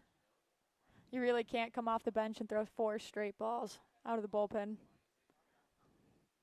Well, we do have some more action up in the Spuds bullpen. Multiple guys coming in tonight, or earlier yesterday and today, to play for the Spuds. Still without 5 players that we know of. The 3 pitchers from Northwest Nazarene and 2 guys from North Dakota State University. Those 2 are position players, Carson Hake and Noah Dean. Outside corner for a strike, 0-1.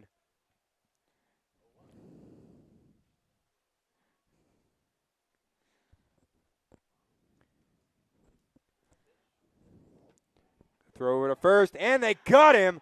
Once again, a great play by Joey Grabanski over on first for the Spuds. Jagger Harris helping himself out of a little bit of a jam there. Dobish comes out and talks to him and hopefully fired him up a little bit, but way to get back the run you put on first base, or the batter you put on first base. Well, no doubt about that.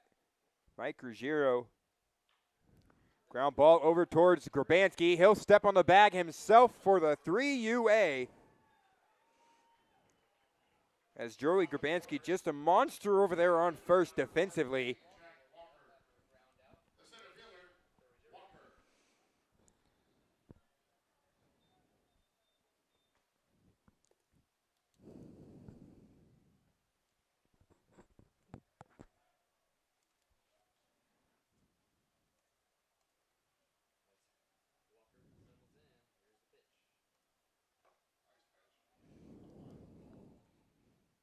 Just misses upstairs, 1-0.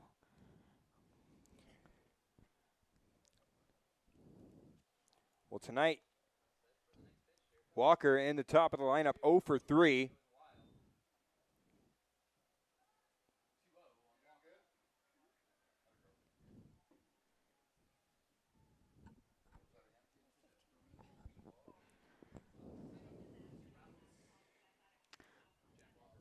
The count 2-0 on Walker. The 2-0 pitch, down low for ball 3, 3-0.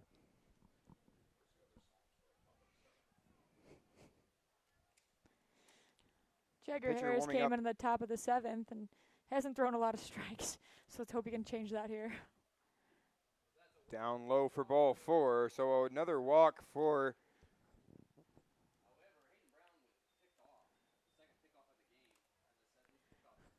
Jagger Harris. The pitcher warming up down in the bullpen for the Spuds is number 15, Caleb Rashoff.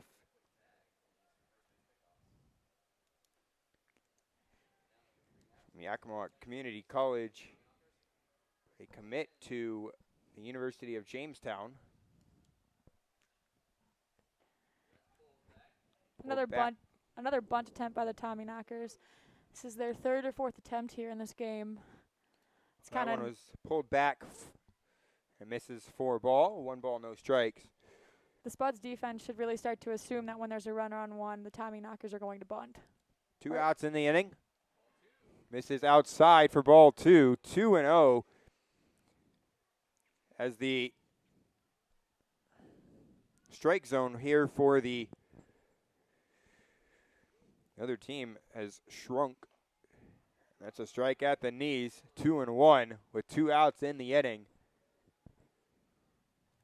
Jagger Harris coming to the Spuds from Yakima Community College. And therefore strike 2. Now 2-2 with 2 outs in the inning.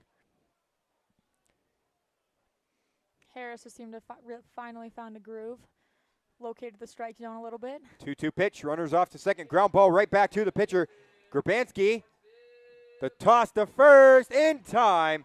And that will retire the side. We head to the bottom of the 7th. When we come back, it'll be Lehman, Childs, and Danielix due up for the Spuds. Our score right now, 3-3. It's time for the 7th inning stretch here at Wolf Field.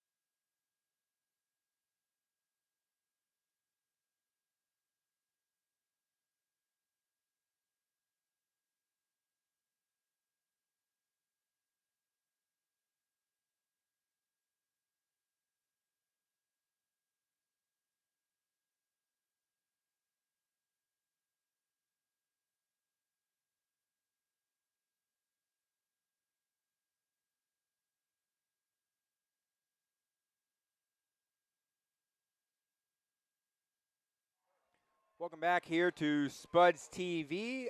My name is Dakota Haynes, the broadcaster for the Canyon County Spuds. Joining me tonight and for the rest of the season here at home, Santina Zito. It's good to know I get to keep doing this. Thanks, Dakota.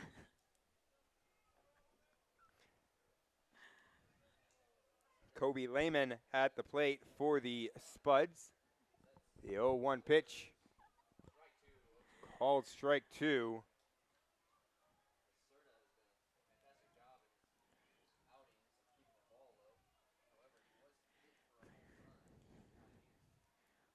The 0-2 pitch.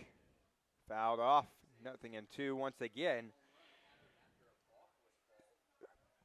Well, the Spuds tied it up in the bottom of the 6th off of a home run by Joey Grabanski. The 0-2 pitch, swung on and missed. No, he fouled it off. Lehman doing a good job here with an 0-2 count, staying alive, swinging at anything close, making sure he doesn't get called. Like that pitch, it's down around his knees, just tries to foul it off, get it out of there, so we can see another day, see another pitch. The 0-2 pitch, the 4th pitch of the at-bat. And this runs inside and hits Lehman in the back as he takes first. It'll bring up Gabe Childs.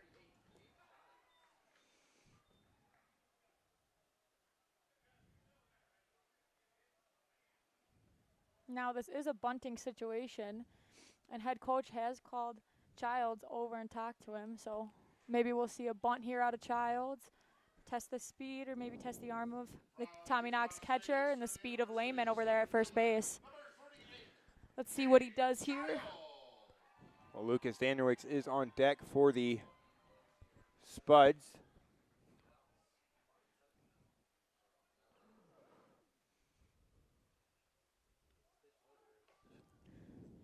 He does square around a bunt, lets it go, pulls back, ball 1.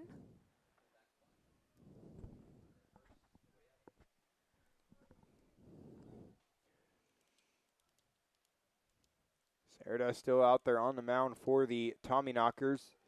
The 1-0 pitch. He comes set, looks over towards first, comes home. Bunt. Pulls it back once again, 2-0 on Childs.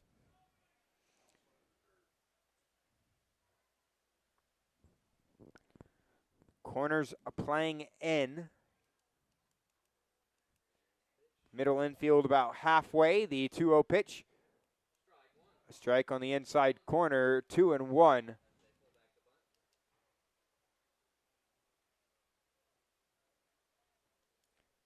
As Childs pulled back the bunt once again.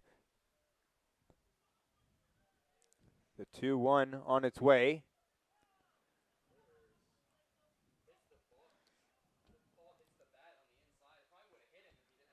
Fouled off to the right side, 2-2 on Childs.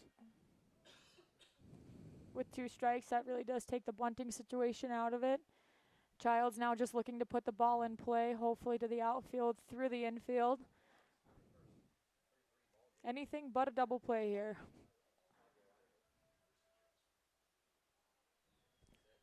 A 2-2 pitch, throw over to first. Not in time as Lehman gets back safely.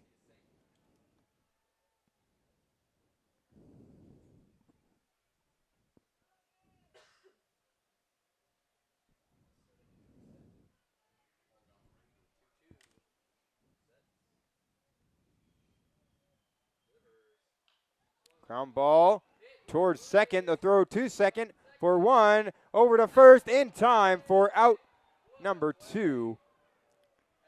So it's a 6-4-3 double play off the dive of Ruggiero.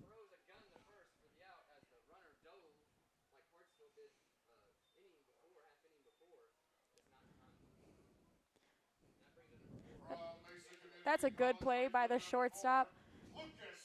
And going to his backhand and then flipping it over to second base. Just kind of unfortunate for the Spuds that he was able to come up with it cleanly and throw to second base. Danielewicz up.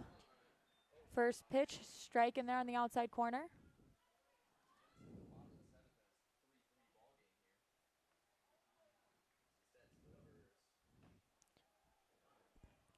Yeah, 1 pitch misses for ball 1. 1 ball, 1 strike. 2 outs in the inning for Danielewicz. 3-3 our score here at Wolf Field in the bottom of the 7th. Fouled off to the right side, 1-2. Danielewicz coming up with 2 outs, still stays to remain calm at the plate. He's very collected. He knows what he's doing when he swings. The 1-2 pitch called strike 3 as Danielewicz goes down looking. We head to the top of the 8th. The score here at Wolf Field, 3-3. As when we come back, it'll be Dobrinsky, Trainer, and Milfy due up for the Tommyknockers.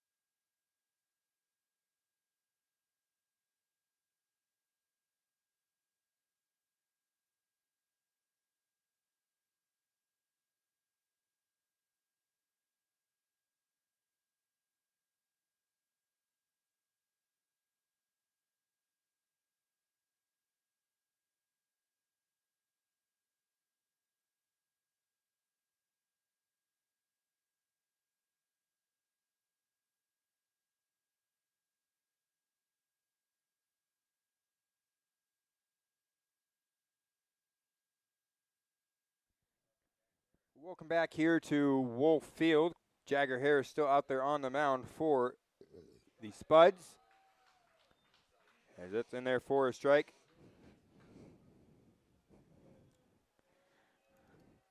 Jagger Harris last inning threw a lot of balls, so it's good to see him start off with a strike. 0-1. Misses outside. Misses outside for ball one. Yes.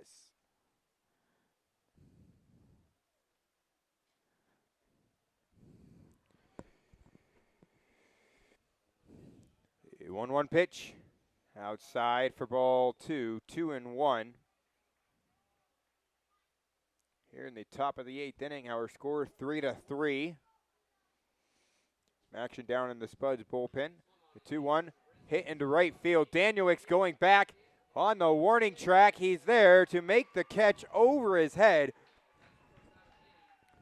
Now, Danielwick's earlier in the game had a similar ball hit to him, but really couldn't track it. That one, he learns from his mistakes, gets a good break, makes a good jump, and catches the ball. First baseman, number 16, Luke Trainer. First baseman, Trainer.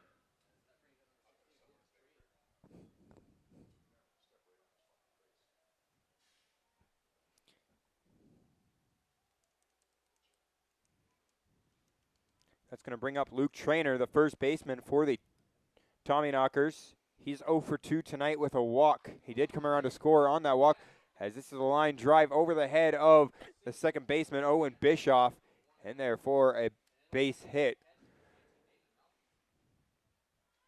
The catcher, number 19, David Melfi.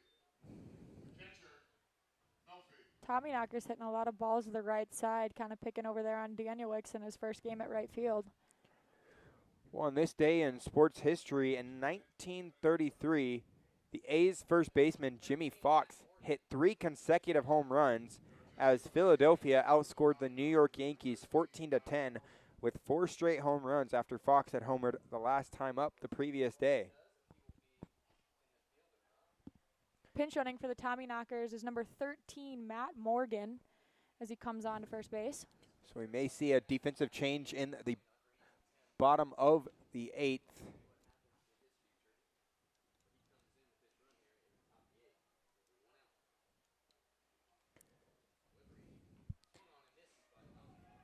Swung on and missed by David Melfi.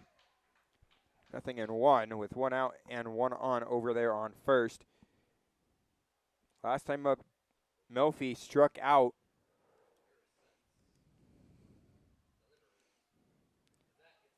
One pitch gets away from Lehman. Outside for ball one. 1 ball, 1 strike. Lehman does a good job of keeping that ball in front, so Morgan cannot advance to second base. Yes, this is the 7th meeting already. Just misses high and outside. 2-1.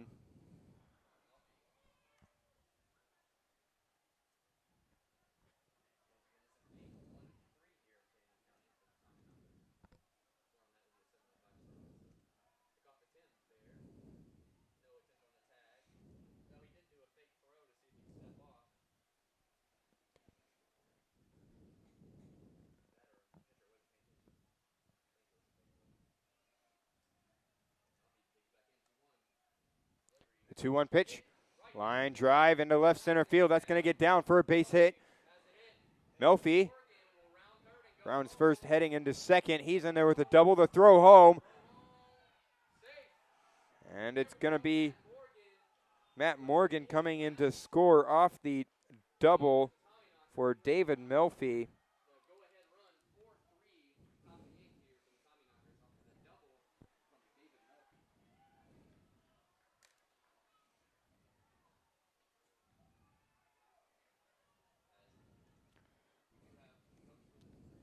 Dobish coming out to the mound to talk to Harris.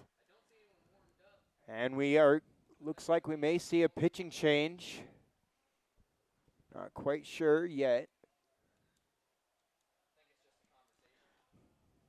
Dakota, if it were up to you, do you pull him in this situation or do you let him finish the inning? I think you pulled him. You're already down 4-3. I think it's a good call with a runner on second, too. Bring in a fresh arm, maybe. still the chatting umpire- out there on the mound. Now the umpire going out to talk to let them know. Oh, and they leave him in. And they're going to leave him in. Wow.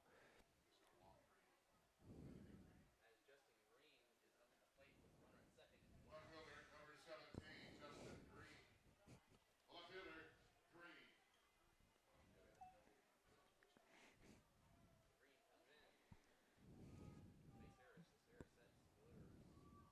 Green. Oh, Green. Green bunts this one down the left field line. Foul. Good call by Tollerman to let it roll foul. Tollerman, a good defensive third baseman, has made a couple errors here early on in the year.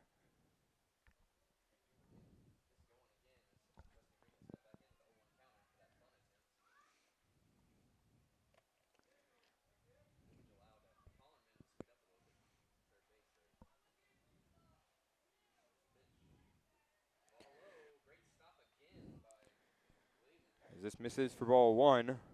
One ball, one strike. Lehman is really working there behind the plate.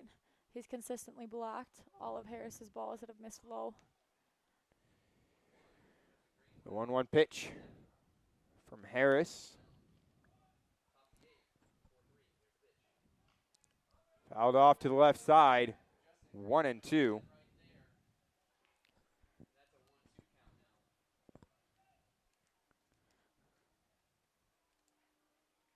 One and two count on Green.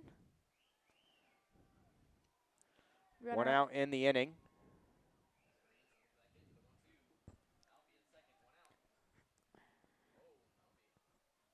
Score currently 4-3. 1-2 pitch down low for ball.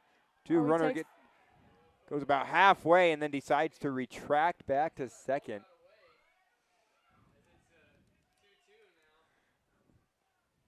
The runner on second could have taken third, but really did just not have a good jump.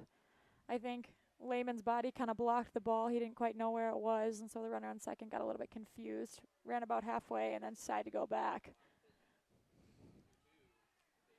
But hey, whatever keeps him there, I guess. A 2-2 pitch. Fly ball into a shallow left field that drops. The run comes home to score, as that is a double for Justin Green.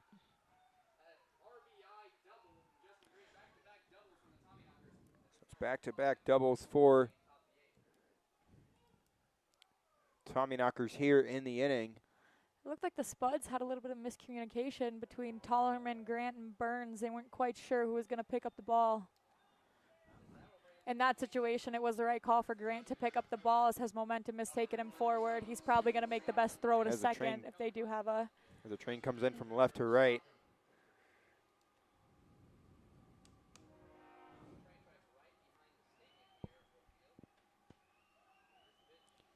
First pitch, outside, ball one. 1 ball, no strikes.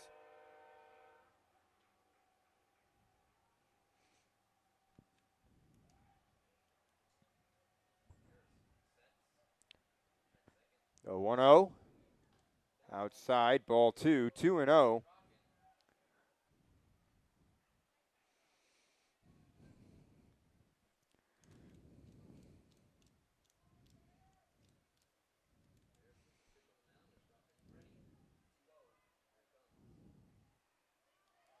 The 2-0 pitch, in there for a strike, 2-1.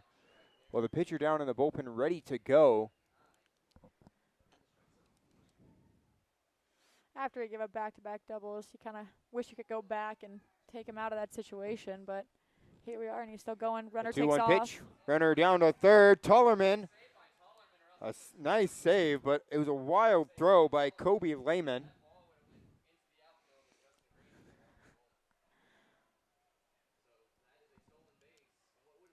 That's a stolen base for Justin Green.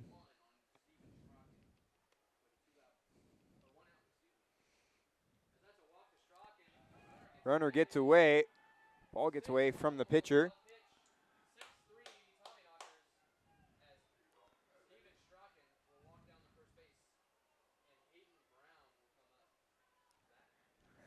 run does come in to score on Justin Green.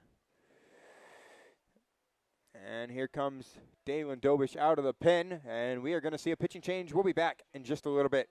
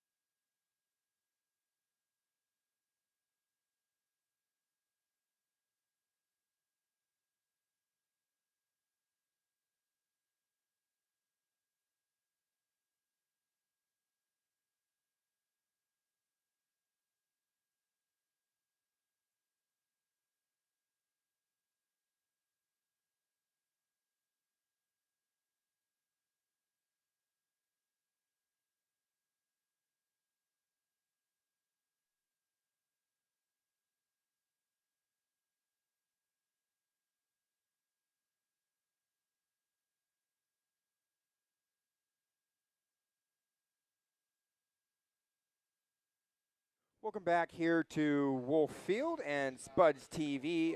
My name is Dakota Haynes, the broadcaster for the Canyon County Spuds, alongside Santina Zito. New pitcher on the mound for the Canyon County Spuds, number 15, Caleb Rashoff. He is from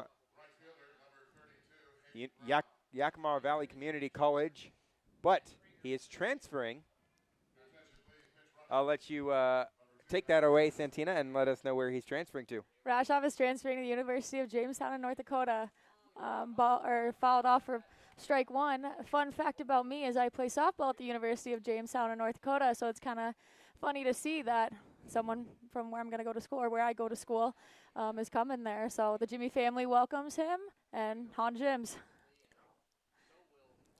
Well, the 0-1 pitch on its way upstairs for ball one. 1 ball, 1 strike. Something about Caleb Rashoff is he throws fast. He has one of the highest heaters on the team. The 1-1 pitch on its way. Throw down to second, and they got him. No doubt about that one there, Dakota. That was a great throw by Kobe Lehman behind the dish.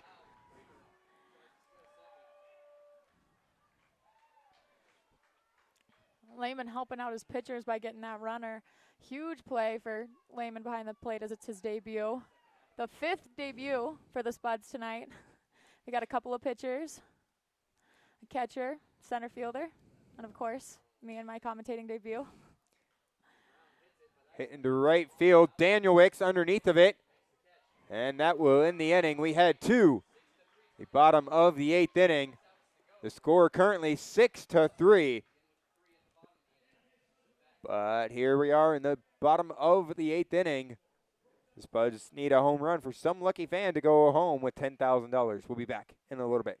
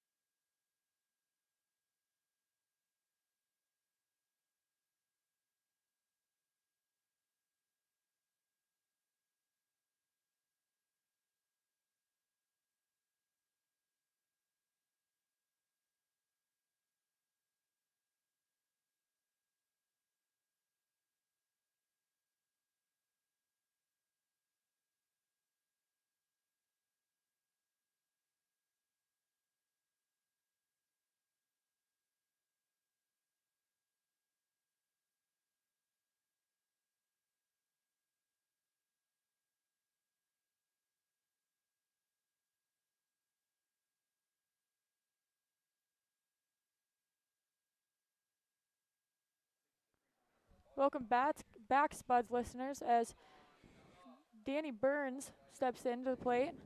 I We do have a pitching change. Phelan is now on the mound for the Tommy Knockers. Burns fouls off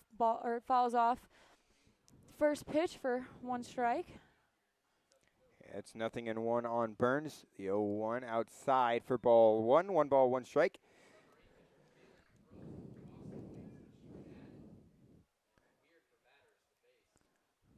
The 1-1 pitch.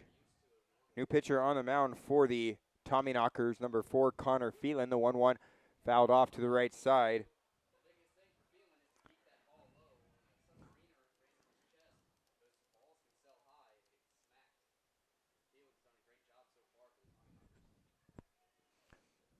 Now 1-1. 1-2.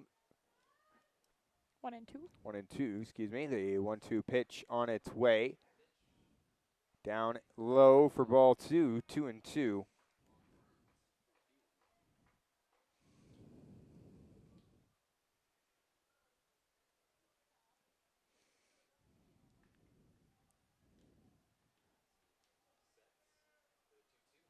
The 2-2 pitch.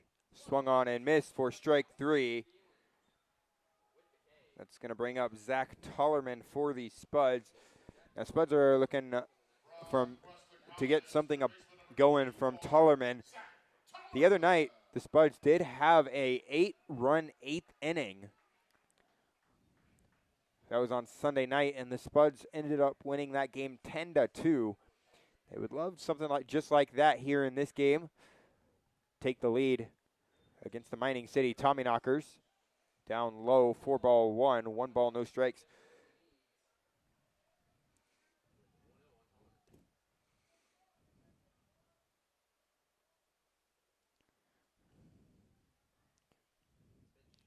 1-0 pitch.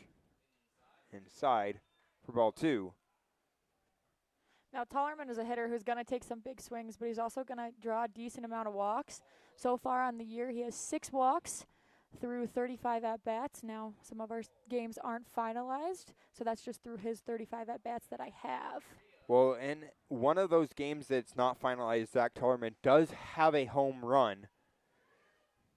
First in Spud's history. Yes, it was. Also, our first post-game interview. As that's a 4-pitch walk for Zach Tollerman. Zach Tollerman drawing his 7th walk that we have recorded. And that's going to bring up Joey Grabanski. Grabanski had a home run his last time up. It was a solo shot to left field, and it was mashed.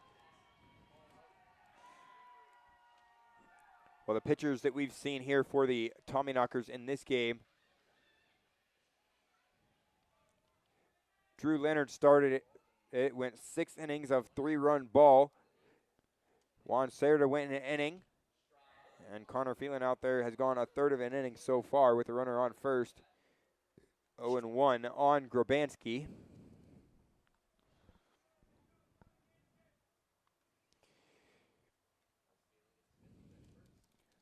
Phelan, the 0-1 pitch. As that gets away, Tollerman down to second on the wild pitch. Well, Connor Phelan pitches from with his arm pretty much at his waist. It's about a 3/4 arm angle. Phelan known as a submarine pitcher, so his balls are going to come across the plate. The 1-1 pitch. Outside for ball 2. 2-1.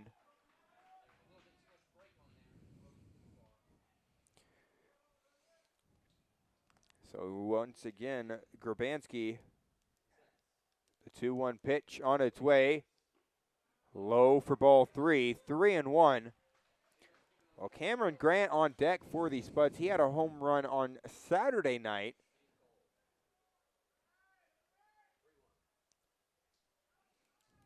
A 3-1 pitch. A strike called on the outside corner. Now 3-2 on Joey Grabanski.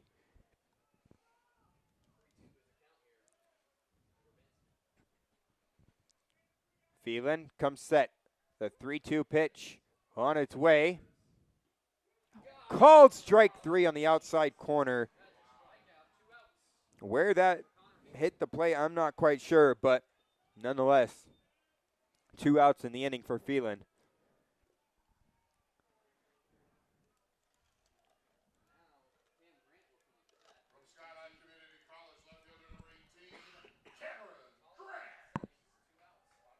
Grant here just really needs to put something in play, hopefully something to the gap, score Tollerman coming around, or Tollerman at second. Keep the inning alive, pass the bat to somebody else. Be to Bischoff on deck. Swung on and missed by Cameron Grant. Well, if Grant gets on base here, it'd be a perfect time for the Spuds to pinch hit Bryson Vaughn, who has some sneaky power. Yeah, Vaughn today usually in the lineup, but Bischoff over there at second base, where Vaughn usually plays. The 0-1 pitch, fouled off at the plate, 0-2 now on Grant.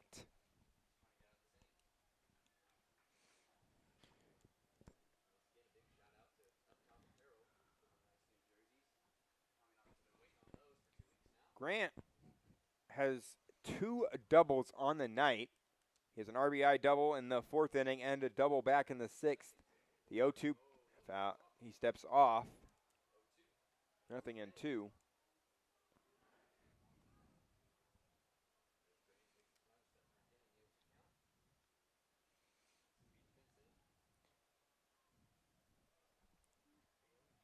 The 0-2 pitch, outside, ball 1.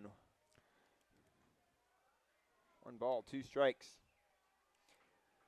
Runner out there on second for the Spuds, looking to get something going. Now our hitters kind of have to be a little careful. Some are known to ring up some batters on the outside The corner. 1-2 outside. Now 2-2 on Cameron Grant.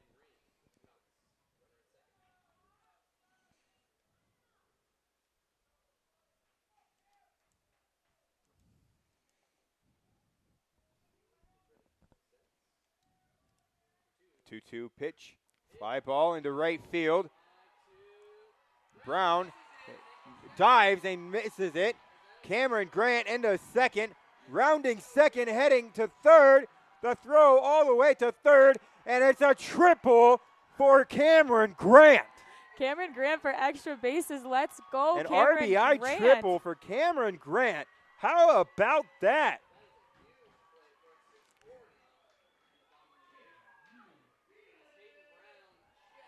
Spuds chipping away at the Tommyknocker lead. Score now 6-4 with a runner on third, 2 outs. Second baseman, number 9, Owen Bischoff. Bischoff here, still in the lineup. Coaches decide not to pinch hit for him with a runner on third. Oh, now we have a conference here at the mound. Yeah, McCarty going out to talk to his pitcher, Connor Phelan. As we will be right back.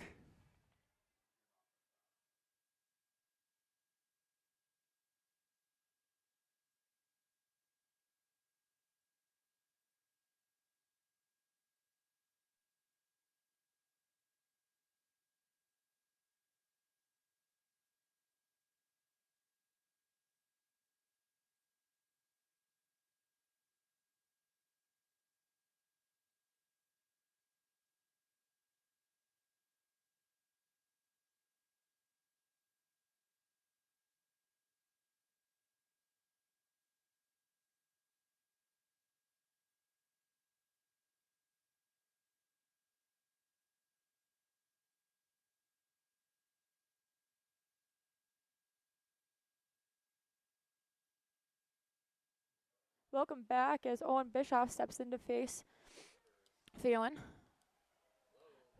Low for ball one, count 1-0 on Bischoff. Runner on third is Grant after he just hit his RBI triple to score Tollerman.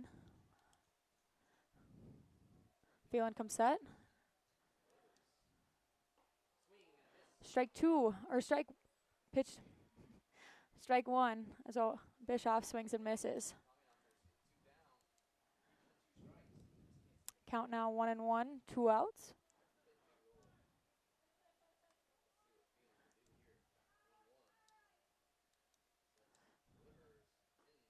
Runs inside, 2-1.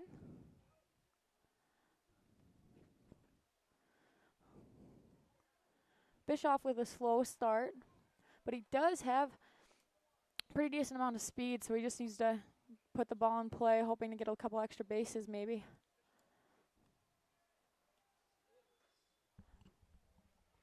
Misses low, count 3-1.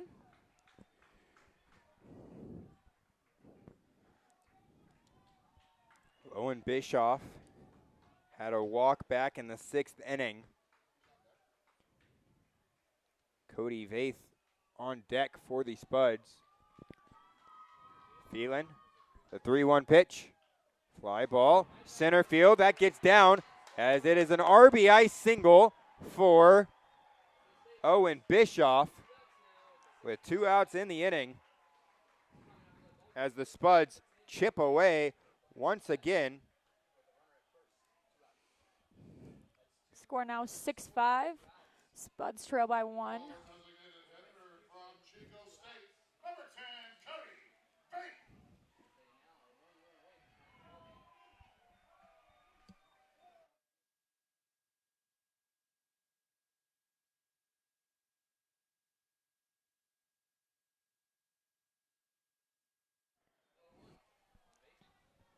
Nothing and 1 to Cody Vaith.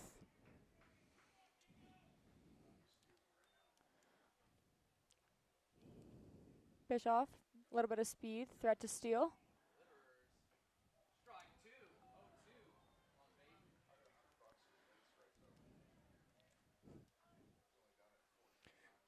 Cody Vaith struck out twice, grounded out 4-3 his last time up. The 0-2 pitch. Runners off to second, ground ball right through the middle on the left side of the infield. There's a big gap, and it's going to be runners on the corners for the Spuds as they trail 6-5 here in the bottom of the 8th. How about that?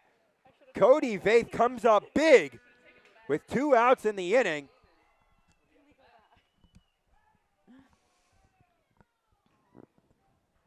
Cody Vaith struggling at the plate today, but good to see him come up with a 2-out single.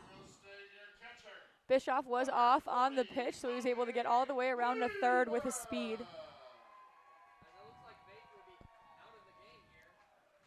Now time called by head coach Sean Walsh. We'll see who he comes up with. I think we're going to see a pinch hitter or maybe a pinch runner. We will see a pinch runner, number 27, Kane Ross, going to take over for Cody Vaith. Now we're in a first and third situation. The runner on one wants to either steal or try to draw the throw in hopes that Bischoff can come home if Kane Ross can stall enough time and tie the ball game. Good call by our coaching staff to put in someone with a little bit of speed. Kane Ross, usually an outfielder for us, so he has a lot of range and can get down the bases quickly. Well, with Lehman at the plate, he has a base hit, a walk, and a hit by pitch on the day. Fly ball down the right field line, foul and out of play. As that was hit a long distance, foul.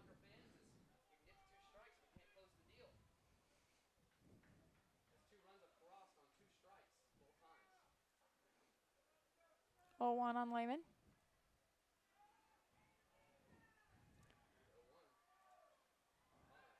Throw over to first, not in time, as Ross gets back safely. Lehman in his first at-bat as a Spud had a single to right field, so let's see if he can make it a 2-hit night and put it somewhere in the outfield.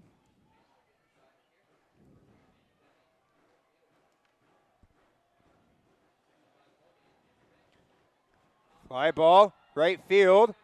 That's going, hooking foul, and it will be foul as the runners will go back.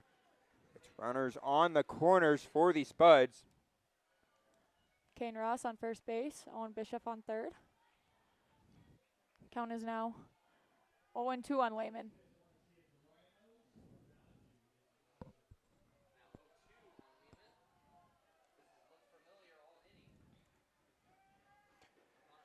Oh, and 2 on Lehman.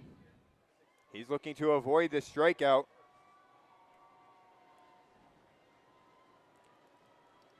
Or any out, the 0-2 pitch. He's looking to get that run in from third. The 0-2 pitch on its way. Down low for ball 1. 1 ball, 2 strikes.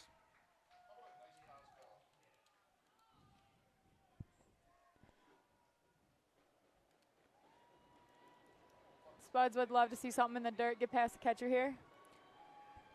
Maybe a nice pass ball for Phelan us. looks over towards first. The 1-2 pitch. Swung on and missed for strike 3. But the Spuds do put 2 runs on the board here in the bottom of the 8th. We head to the top of the 9th. When we come back, it'll be Ruggiero, Walker, and Hartsfield due up for the Tommyknockers.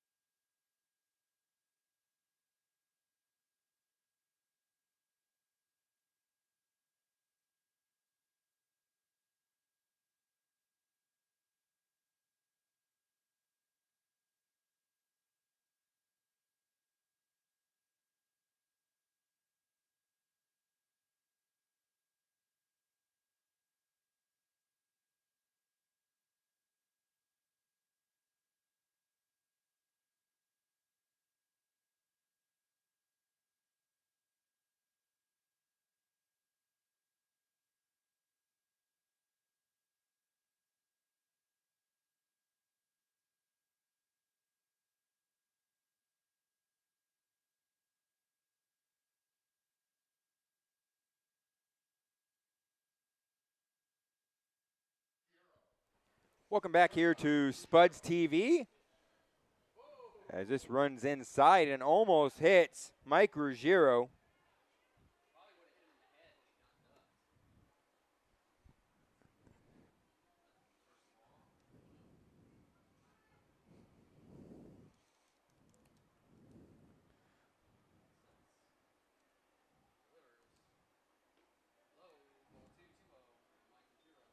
As this misses for ball 2, 2-0. Well, Ruggiero, the shortstop. 2-0 pitch. In there for a strike, 2-1 now. 6-5 our score here in the top of the 9th inning.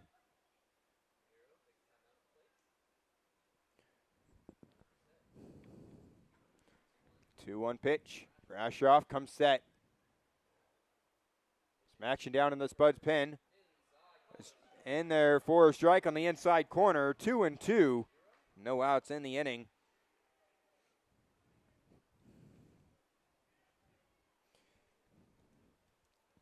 Spuds looking for a 1-2-3 inning. The 2-2 pitch. Line drive to the second baseman, Owen Bischoff.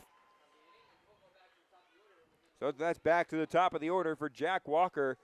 0 for 3 on the night with a walk. Center fielder number 14, Jack Walker. The center fielder, Walker. Walker has struck out, grounded out twice, and he walked back in the 7th inning.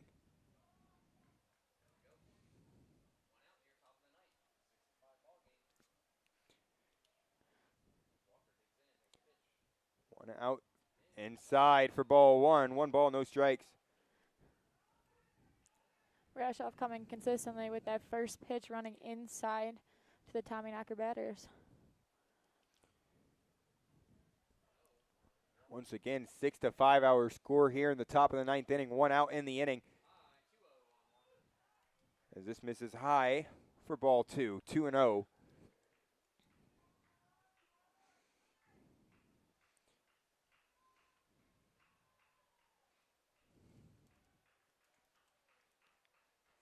Pitch. Swung on and missed for strike 1. Now it's 2-1.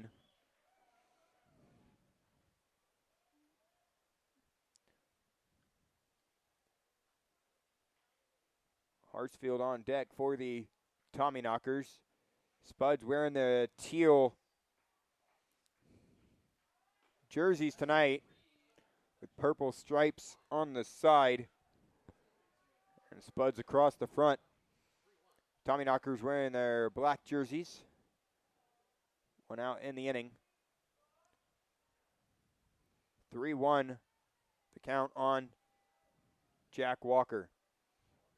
A 3-1 pitch. Fly ball, foul, and out of play. It's 3-2.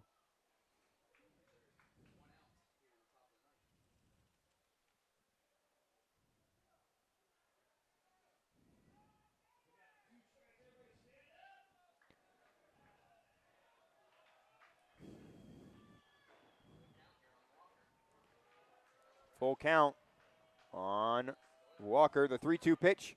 Fly ball, foul, and out of play. 3-2.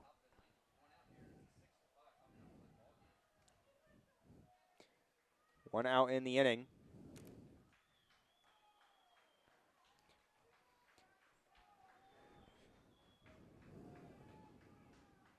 Three-two pitch from pitcher, misses outside. Ball 4 from Jack Walker. That's going to be 1 out and 1 on for the Tommyknockers. It's going to bring Miles Hartsfield to the plate. Now, Miles Hartsfield tonight is 1 for 3 with a walk and a base hit, but he was caught stealing, or picked off, I should say, back in the 3rd inning. Grosjean started the game off really strong with limiting the number of walks and hit by pitches, but as Jagger Harris and Rashoff have come in, they've kind of lost that a little bit and given up a little bit more balls and some free passes here. Ball 1 runs up high. Well, at this time of the game, here in the top of the 9th inning, it's time for us to give a shout out to someone in the organization. And tonight's shout out is going to go to our wonderful statistician, Grace. And our 2 marketing interns, Bo and Zach. As we take a visit to the mound from Dalen Dobish. Now there is a little bit of action there in the pen, so. Trying to figure out what number that is. It's number 22, Julian Garahan, down in there in the bullpen.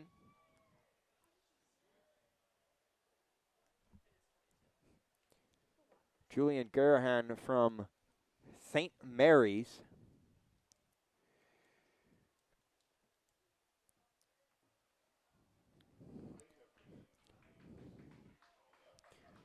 Well, Dalen headed back to the dugout. He's going to keep Rashoff out there on the mound. Got another train coming by.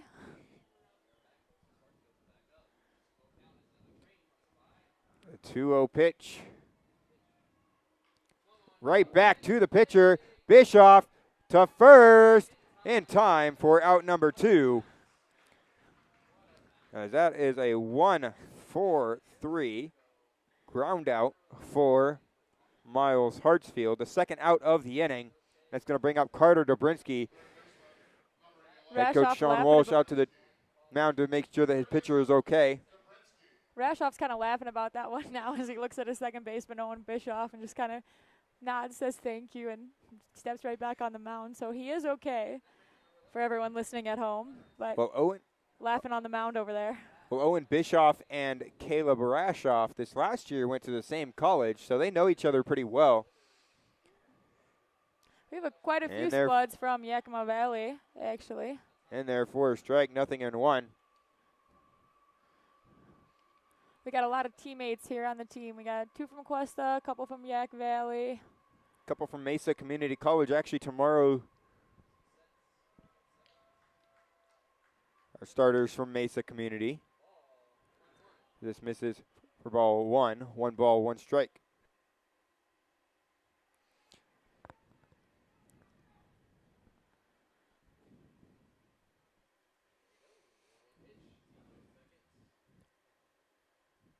A 1-1, swung on and missed for strike 2. Now 1-2 on Dobrinsky.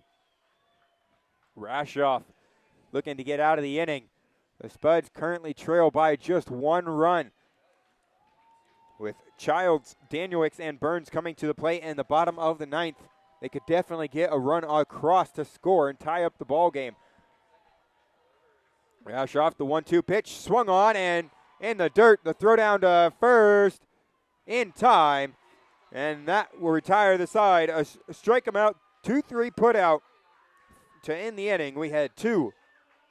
The bottom of the 9th, once again, Childs, Danielix, and Burns due up for the Spuds.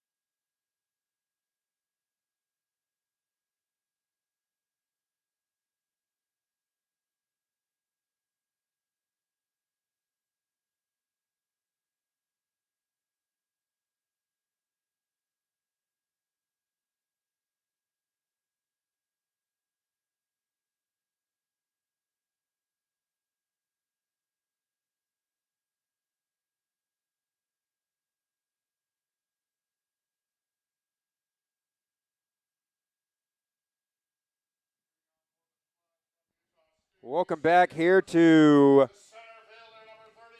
Wolf Field here in the bottom of the 9th inning. The score is 6-5 as the Spuds trail.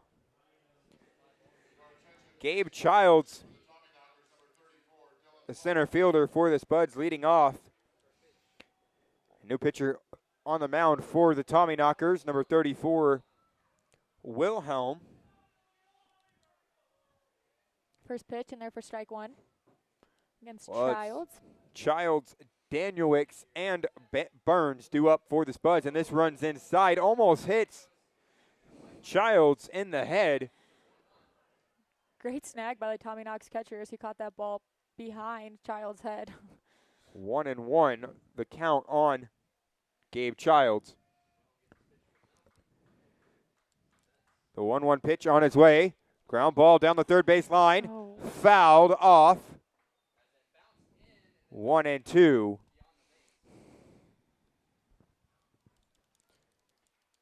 Well, fans, you can follow the Spuds on Facebook at Spuds Baseball Club. You can follow us on Twitter at Spuds Baseball, Instagram at Spuds Baseball. Also, we are on TikTok as of yesterday at Spuds Baseball.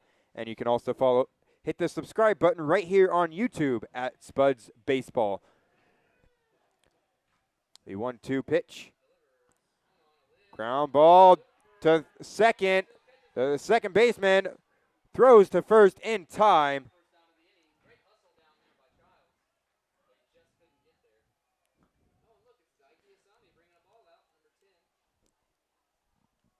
For out number 1. So it's back to the top of the lineup for the Spuds. Lucas Danielewicz. Danielewicz playing right field tonight.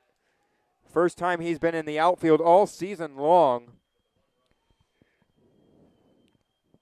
So Lucas Danielewicz, the right fielder. And this hits Danielewicz in the jersey.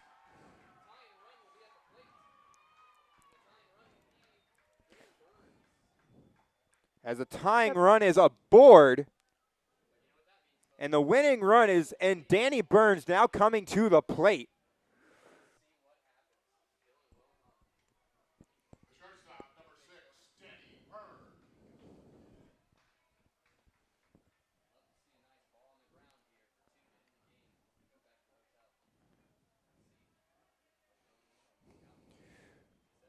Danny Burns. Ball 1 down low.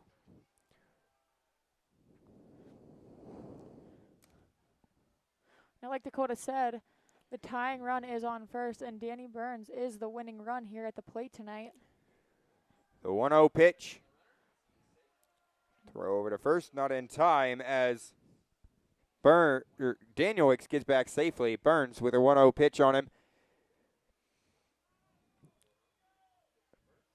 Wilhelm comes set. The 1-0 pitch. Fly ball fouled off to the right side. Out of play. 1 ball and 1 strike on Danny Burns. 1 out in the inning for the Spuds. Tollerman on deck for Canyon County. 1 out in the inning. The 1-1 pitch drops in for a strike. 1-2 on Danny Burns.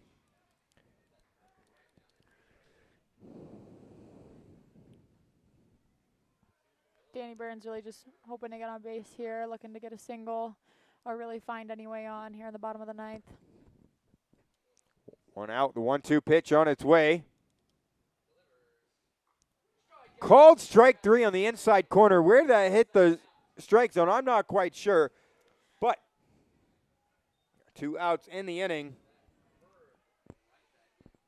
Brings up for Zach. Zach Tullerman. Now, it's a good time to have your leading RBI batter up. Zach Tollerman, number 24. Currently hitting through 35 at-bats, which I have. So Zach Tullerman, 3.43 with 1 double, 1 home run, and 9 RBIs. Now, we've talked about some of the stats aren't super correct because we have a couple games that aren't finalized. Like in the game that's not finalized, Tollerman hit his first run, or his first home run, excuse me. Well, time called at the plate as the pitching coach out there to talk to Wilhelm. The coach has to be saying to be careful around Tollerman. Now would be a perfect time for Tollerman to hit his second home run of the season. But with Grabanski on deck, I'm sure Tollerman is just looking for a base hit, as he knows that Grabanski has the power to hit one out of here. He proved that to us tonight. Throw over to first, not in time as Lucas Danielewicz gets back safely.